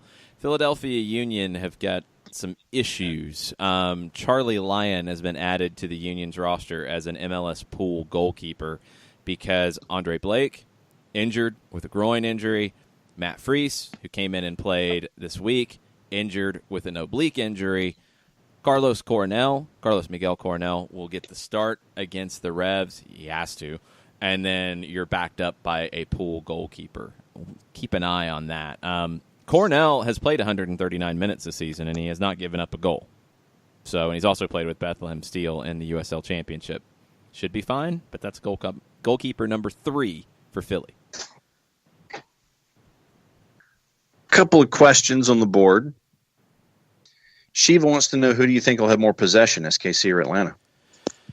Yeah, that's a good question in a game like this because both teams want possession. I think a lot of it depends on if Ilie is able to start for Kansas City. If he's not, I don't think they have the possession advantage. I think Atlanta does. If he does, I think one way Kansas City tries to slow the game down a little bit is with possession. So I will defer until the lineup is announced.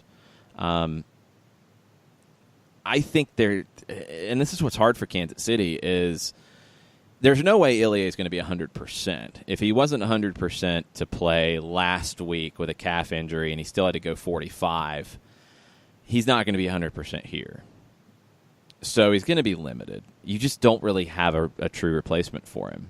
And we saw how limited the squad looked last week with Gutierrez playing there. I mean, he was okay, but you didn't have the same things going forward. So without even really being able to train a whole lot this week, it's kind of tough for Peter Vermes to drift away too far from what you normally do.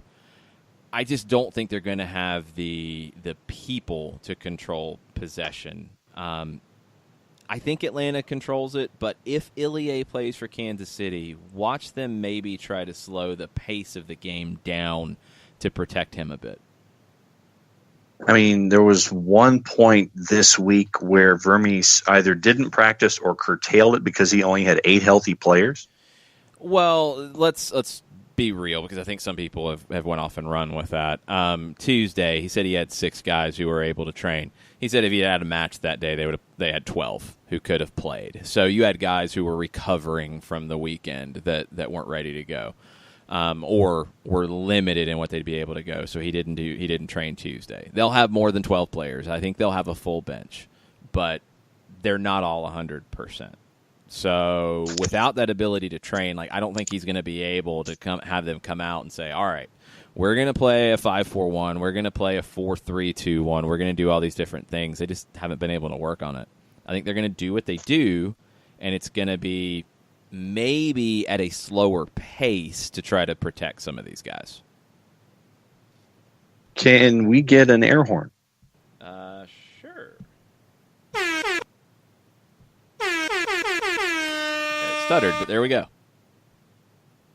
Minnesota United have traded Francisco Calvo to the Chicago Fire. Oh, no respect for Francisco Calvo. Wow. The former captain of Minnesota United, by the way. Wow. Here are the details. Wow. Here are the details. Calvo to the Fire for $100,000 in GAM, $50,000 in TAM in 2019, $100,000 in GAM, and $150,000 in TAM in 2020.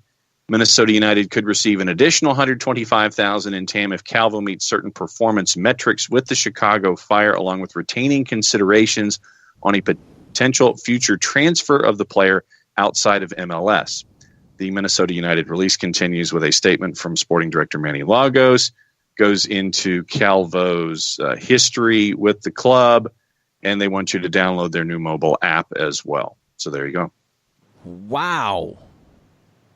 And good morning. And not a good morning for the Calvo household, I don't think, because he kind of sort of got given away. I mean, it's a okay return. It's split over a couple of years, so it's not going to have this massive impact for Minnesota. I don't have all the details in front of me, but Calvo had some more statements that he made, and he likes to talk. We know this. He had some things that he said recently, and it seemed to rub the team the wrong way. They're not going to admit that. That's not going to be said, but let's also go back to the offseason where in January, reportedly, Minnesota rejected a $2 million offer for Francisco Calvo. They were looking for $4 million. And now, a few months later, they sold him for, what, all told, over 2 years, if everything maxes out, $500,000 in allocation money? Roughly? Did I add that up in my head? Close? You're having me do math here. Yeah, it's just about close. right. I'm so just asking for a ballpark. That's fine. Yeah, 153, 4 plus an additional 125 if he hits certain metrics. So 4 plus possible 125. So if you get there. Okay, I think I'm trying to go back and find it. So bear with me here, because This is shocking. In Toronto, back in late April, about 2 weeks ago now, Minnesota lost 4-3 in a wild one. And Michael Boxall said afterwards to Andy Greeter of the Pioneer Press, a lot of tempers boiled over. A couple of us left our marks on the training room there. A lot of anger and a lot of disappointment, rightfully so, because that's 1 or 3 points that maybe we should be bringing home. Let's see. There were red cards in that one. Then the Pioneer Press said this, and here's where we go. This is where it all started. One lingering fallout from Friday is a level of exasperation and bewilderment on what the Loons should do next with defender Francisco Calvo, the Pioneer Press has learned. The Loons' 3-year captain lashed out and drew a second yellow when he tripped Toronto defender Alro in stoppage time. Calvo first received a yellow caution for dissent a minute prior as midfielder Jan Gregus was sent off for hooking Red Star Alejandro Pozuelo's leg in a tackle. So your midfielder gets sent off, you fly off the handle, and then you get 2 yellows in a rapid period of time, and then you're sent off, and you're the captain. Adrian Heath isn't playing that. That's not going to work. Calvo's moved over to the left side this season. He'd mostly played center back. Reportedly, he had voiced reluctance to moving over to the left, and this is all from the Andy Greeter article, but said that he'd do what he had to do. He's played on the left before. He had played it before with Costa Rica and with previous clubs. This is just baffling that you do this if you're Minnesota at this stage. You came into the season, you went out and you got Ike Opara. Maybe that changed everything. Maybe it's at that point, okay, we're going to move Calvo over to the left, and hopefully he deals with it. Well, he hasn't. I think this red card was the last straw. You kept the captain's armband on him, even though you went out and you got Ozzie Alonso, you got Ike Opara, 2 guys who can captain this team. So you gave him the captain's armband going into the year. You have this stuff happen. And then it's not quite giving him away because that's somewhat of a decent return, but it's over 2 years. Yeah. So you're not going to do a whole lot with that. You opened up a spot and you got some allocation money back over a span of 2 years to do something to broaden your squad. This is a big, bold move. There had to be bigger issues behind the scenes. Well, the Heath quote above what you read in that article in the Pioneer Press, quote, I just didn't want any negativity about the group. He's obviously disappointed. I thought it would be better if we left him out altogether. Yeah, that's a big problem for Minnesota. Let's see now if you have these situations where there's a player who, whether it's attitude and actions spoil that as well. You had big blowouts in the locker room after this game where Calvo got a stupid red card.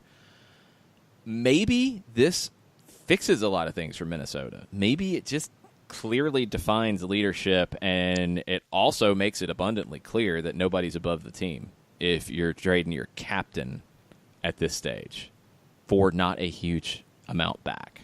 So keep an eye on Minnesota and how they respond here. You'll see pretty quick on what Francisco Calvo's level of support was in that locker room.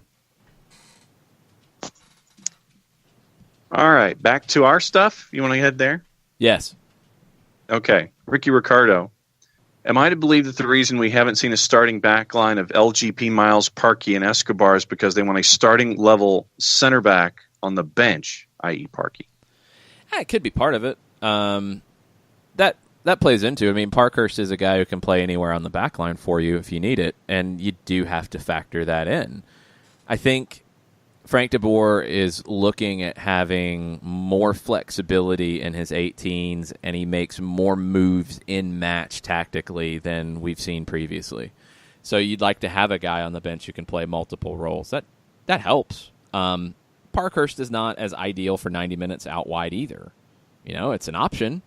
I really do think this could be a game where Franco Escobar is on the left because of what Johnny Russell can do to you.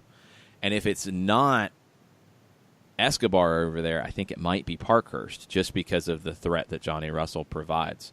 If it's Breck Shea, I think he's going to have to stay at home a little bit more than maybe he's comfortable, and we saw that in New England. They were more direct than I expect Kansas City to be. Kansas City's going to try to play to Russell and let him dribble and let him attack you and break you down. It's not Breck Shea's strength. I think Escobar and Parkhurst might be better fit to that. The alternative, the flip side, is that you can make Johnny Russell have to defend if you attack down that side. And Johnny Russell doesn't want to sit back and defend. So maybe that's another way you defend against it. The lineup is going to be not quite as interesting as it will be for Kansas City because of all their questions, but it's going to be interesting for Atlanta. I want to see what DeBoer does to try to neutralize some of Kansas City's threats. Brian Bell Bryan on the Twitters. Okay. On a hashtag 5-Stripe Friday, which would bring greater joy to us 17s, a goal by Petey or a goal by Joseph? Both need to boost, but I think a Petey goal outside the 18 would give me goosies. It should, and he's capable of it. I think it's probably pretty equal right now. You know, obviously everybody loves Joseph for what he's done for this club for the last 2 years, and you want to see him get going. But you know, the Pity Martinez acquisition, it has been a waiting game to see the best of him, and to see him break through would be a big lift to the fan base. And the thing about it is, when you talk about spectacular goals, Pity is far more likely to score one of those than Joseph. Joseph is far more likely to have the touch in the six that finds the back of the net. Pity is more likely to hit the volley from 25 yards out that blows your mind. And sometimes those spectacular goals count for just a little bit more, not on the scoreboard, but in terms of giving you a lift and kicking the other team in the gut when you have a moment of magic. So let's see if Pity can make something like that happen. It'd be that big lift for the fan base as well, but I think it'd be probably a bigger lift for the team on the field to get him going. Couple of quick hitters here, since we're in stoppage time. Yeah. Host of Soccer over there, Nick Alifi, agrees with me about Colorado. He says 1-1 bump, no bump. Colorado is a team adrift. You're both wrong. Kai Kamara scores twice. Take the over on Prize Picks for him. Use the SDH code and get more of a bonus. But take the over. Kai Kamara, 2 goals. 3-1 Colorado. And Patrick Sullivan came in with a piece of soccer history today. Oh, what do we have? 46 years ago, the Atlanta Apollos, nay Chiefs, defeated the Montreal Olympiques 8-6 in the first indoor soccer game played at the Omni. Paul Child with a hat trick in front of either 5,500 or 7,100 fans. Yeah, it was a test. That whole era was pretty interesting, and the Apollos get, I think, lost in the shuffle when you talk Atlanta sports history. They only lasted 1 year. But the Chiefs, the Braves had pulled out of ownership because they had lost too much money with the Chiefs, and the Braves weren't making any money at that point in the early 70s. They were struggling, so they didn't have the money to spend on growing things with the Chiefs. They weren't losing a ton of money, but they just didn't have the flexibility to do it. So they pulled out. The league went and talked to the Hawks and Flames ownership, the Omni Group, and they launched the Apollos. And if you go back and look at the Apollos logo, like, there's a lot of similarity with the Hawks, and same color scheme with the Flames, and you get all that synergy. Well, one of the big reasons why they were interested was the potential of the NASL starting an indoor league, because they were starting to talk about it. And the ownership was like, yeah, we'll do anything you want. We'll experiment. We'll do these things. So the Montreal Olympique were in town for I think it was the first match of the NASL season. And they did an indoor game a day or two before they did the outdoor game. It might have been vice versa, but it was kind of crazy because that's where soccer was in the early 70s. But it was a test. I think they had some different types of goals. I want to say they were the indoor goals that you see from time to time, not in professional anymore, but you see them pop up every once in a while, where they were kind of shorter but wider. It was awkward because they were figuring out how this would actually work. and testing things. The NASL they liked it. They tweaked some more things. I think Atlanta had another exhibition or two that season for indoor, but they weren't going to go to an indoor league in the next year or so. The Apollos didn't make any money. They played at Grant Field. They didn't really do very well on the field or off, so they pulled the plug right after the 73 season. And the NASL, I don't think they went to an indoor league until 75 or 76. They might have had It was the second Chiefs incarnation with guys like David Byrne. Well, no, and they things had like that. No, they had a league then, but the league had started before that. That's what I'm saying. The NASL was exploring doing indoor back in 73. I don't think they had a true league get started until like somewhere between 75 and 77. And the second version of the Chiefs did really well with indoor. They actually drew better indoor than they did outdoor. But the Apollos planted some of those seeds. So it wasn't the first indoor soccer game by any stretch, but it was the first indoor game in Atlanta, and it was the first indoor game at the Omni, which became a great home for the Chiefs later on. Looks like the NASL had an indoor tournament in 75. That's what it was. I think they had a tournament. It wasn't like a true league in 75. And they had a couple of different regions that played a handful of games, and then they went out of group stage or region stage, and then decided to develop a champion there. Then they had the indoor tournament again in 76. 78, the NASL Skelly Indoor Invitational. 79, the Budweiser Indoor Soccer Invitational. And then the indoor seasons of 79, 80, 80, 81, and 81, 82. Okay. I thought they had actually started the league before that, but just competitions and stuff. So, yeah, the craziness of indoor soccer, the craziness of the North American Soccer League, because that's how it was back then. Patrick also puts a UPI telephoto from the match itself, and it looks like the goal down at the far end of the photo is wider and shorter. Okay, I wasn't going crazy. Associated. I thought that's what I had remembered from that. And he also says Atlanta forward Danny Payton was the first player to receive a 2-minute sentence in the penalty box for a reckless tackle. The Atlanta Constitution, also reported a player's boot sailed over the new plexiglass, quote, surprising a long-haired fan and causing him to spill his beer, end quote. Well, that's not good. Oh, did you see the dude the other day at the baseball game that I think lost his beer and his food in successive foul balls? No, but that's awesome. Yeah. First one came, and I think he ended up spilling his drink because I think he was trying to catch it with his beer cup that still had beer in it, and he spilled the beer. Well, and the second one ended up ball with your beer cup like that. That's just dumb. That's number one. So okay, this was somewhat deserved, is what you're telling me. And then the second one, he had a full plate of food, and it ended up upending the entire plate of food, and you had cheese fries and things going all over the 2 rows in front of said gentleman. So the second one's just karma for the first one because you're trying to catch a foul ball in a cup of beer. That's what you're telling me. Yeah, I think it was karma.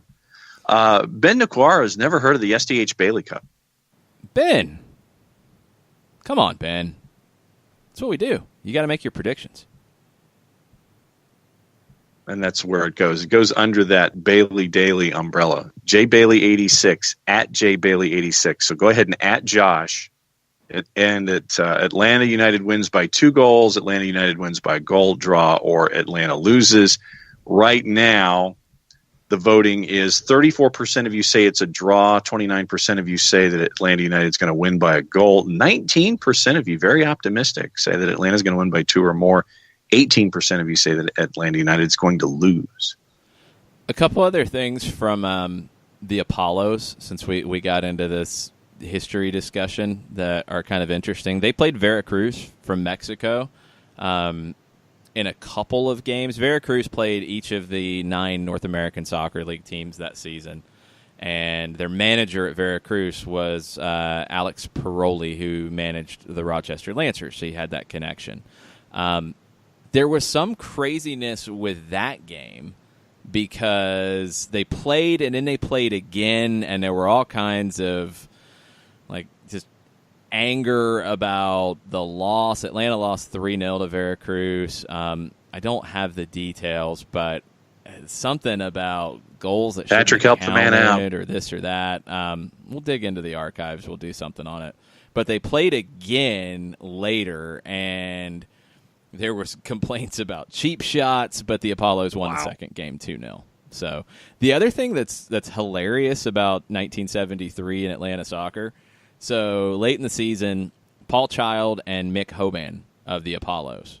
Hoban went to Portland and was a big part of getting the Timbers off the ground and running, and was a big figure in Portland soccer for a long time. So they both, I think they were the first players who played for Atlanta to feature for the U.S. men's national team. It was a 2-0 win over Canada. Problem is, neither one of them were U.S. citizens. Yeah, I was going to say. Welcome to American soccer in the early 70s. It's like, he plays in the United States. Just how you play. It's a friendly. Just play. It's all good. They weren't citizens, but they played for the U.S. That's awesome. Yeah, then, it was just the wild, wild west. Then Paul Child went to Memphis and was a part of the Rogues, and now he's a part of the Pittsburgh scene, and he's a part of their broadcast crew. Yes, he came back to Atlanta, I think, with the second Chiefs. I think he was one of the rare ones who played for both versions. Well, the Apollos are not exactly the same as the Chiefs. That's something that gets lost in the shuffle a lot of times. The quote about 2 months after the season finale, when the Omni Group announced that the Apollos would not be coming back, John Wilcox, the president of the Omni Group at the time, said, "I simply don't have enough time or enough smarts to operate a soccer team at this time." And that was the end of the Atlanta Apollos. Wow. That's a quote. That's definitely a quote to wrap things up. I don't have enough time or enough smarts to operate a soccer team at this time. Yep. Fantasy League. Don't forget to join. Don't forget to set your rosters if you haven't already.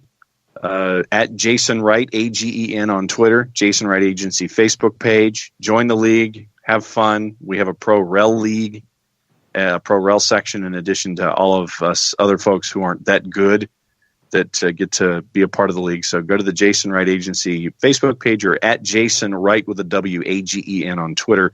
Join the Fantasy League. Be a part of that whole thing. Set your rosters accordingly. Book 'em, Dano. Aloha. Greenville Triumph at home this weekend. You can hear the Greenville Triumph weekly on the SDH Network in a bit. You can also hear the Charleston Battery weekly as well. Are they at home this weekend? Yes, and they have the Pittsburgh all-defensive team coming into town.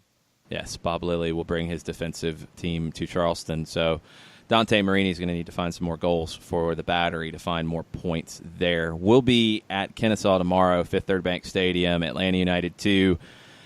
Host Nashville. We'll see if some fans come down from Nashville. Hopefully they do. I'm intrigued to see Nashville, as they're a few months away now from being a fully fledged MLS team, and they've got some MLS contracted players in this group. Other guys are playing for their MLS futures, I think, with this team. Gary Smith will be leading Nashville into Major League Soccer next year. It's a veteran team from Nashville against a very young Atlanta team. If you can't make it out to Fifth Third Bank, join us on ESPN+. Kick is just after 7:30 p.m. Then Sunday, Atlanta United heads to Kansas City. Five Stripes Countdown, 8:30. Kickoff will be 9:20-ish. Full-time report will follow for an hour after that. We will not be in our normal time slot on Monday because I'll be on a plane. Monday night, we will have the extravaganza, including soccer over there. We'll talk Champions League. We'll talk Atlanta, Kansas City. We'll talk all the weekend's chaos starting roughly at 6 o'clock.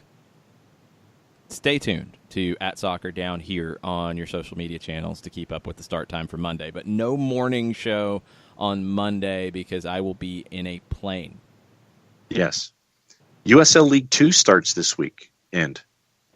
Yes, ahead of Open Cup matches next week for some USL League 2 sides. So all of the soccer all over the place, all over your radios and TVs and streaming devices. busy weekend. We'll be back on Monday to wrap all of it up. Thanks, everybody, for listening. Thanks for all the questions and comments and interaction all week. Help us out with Star Wars references for tomorrow's broadcast, because May the 4th be with you and all that good stuff. So, for John, I'm Jason. Mucha plata, y'all. Mucha plata, y'all.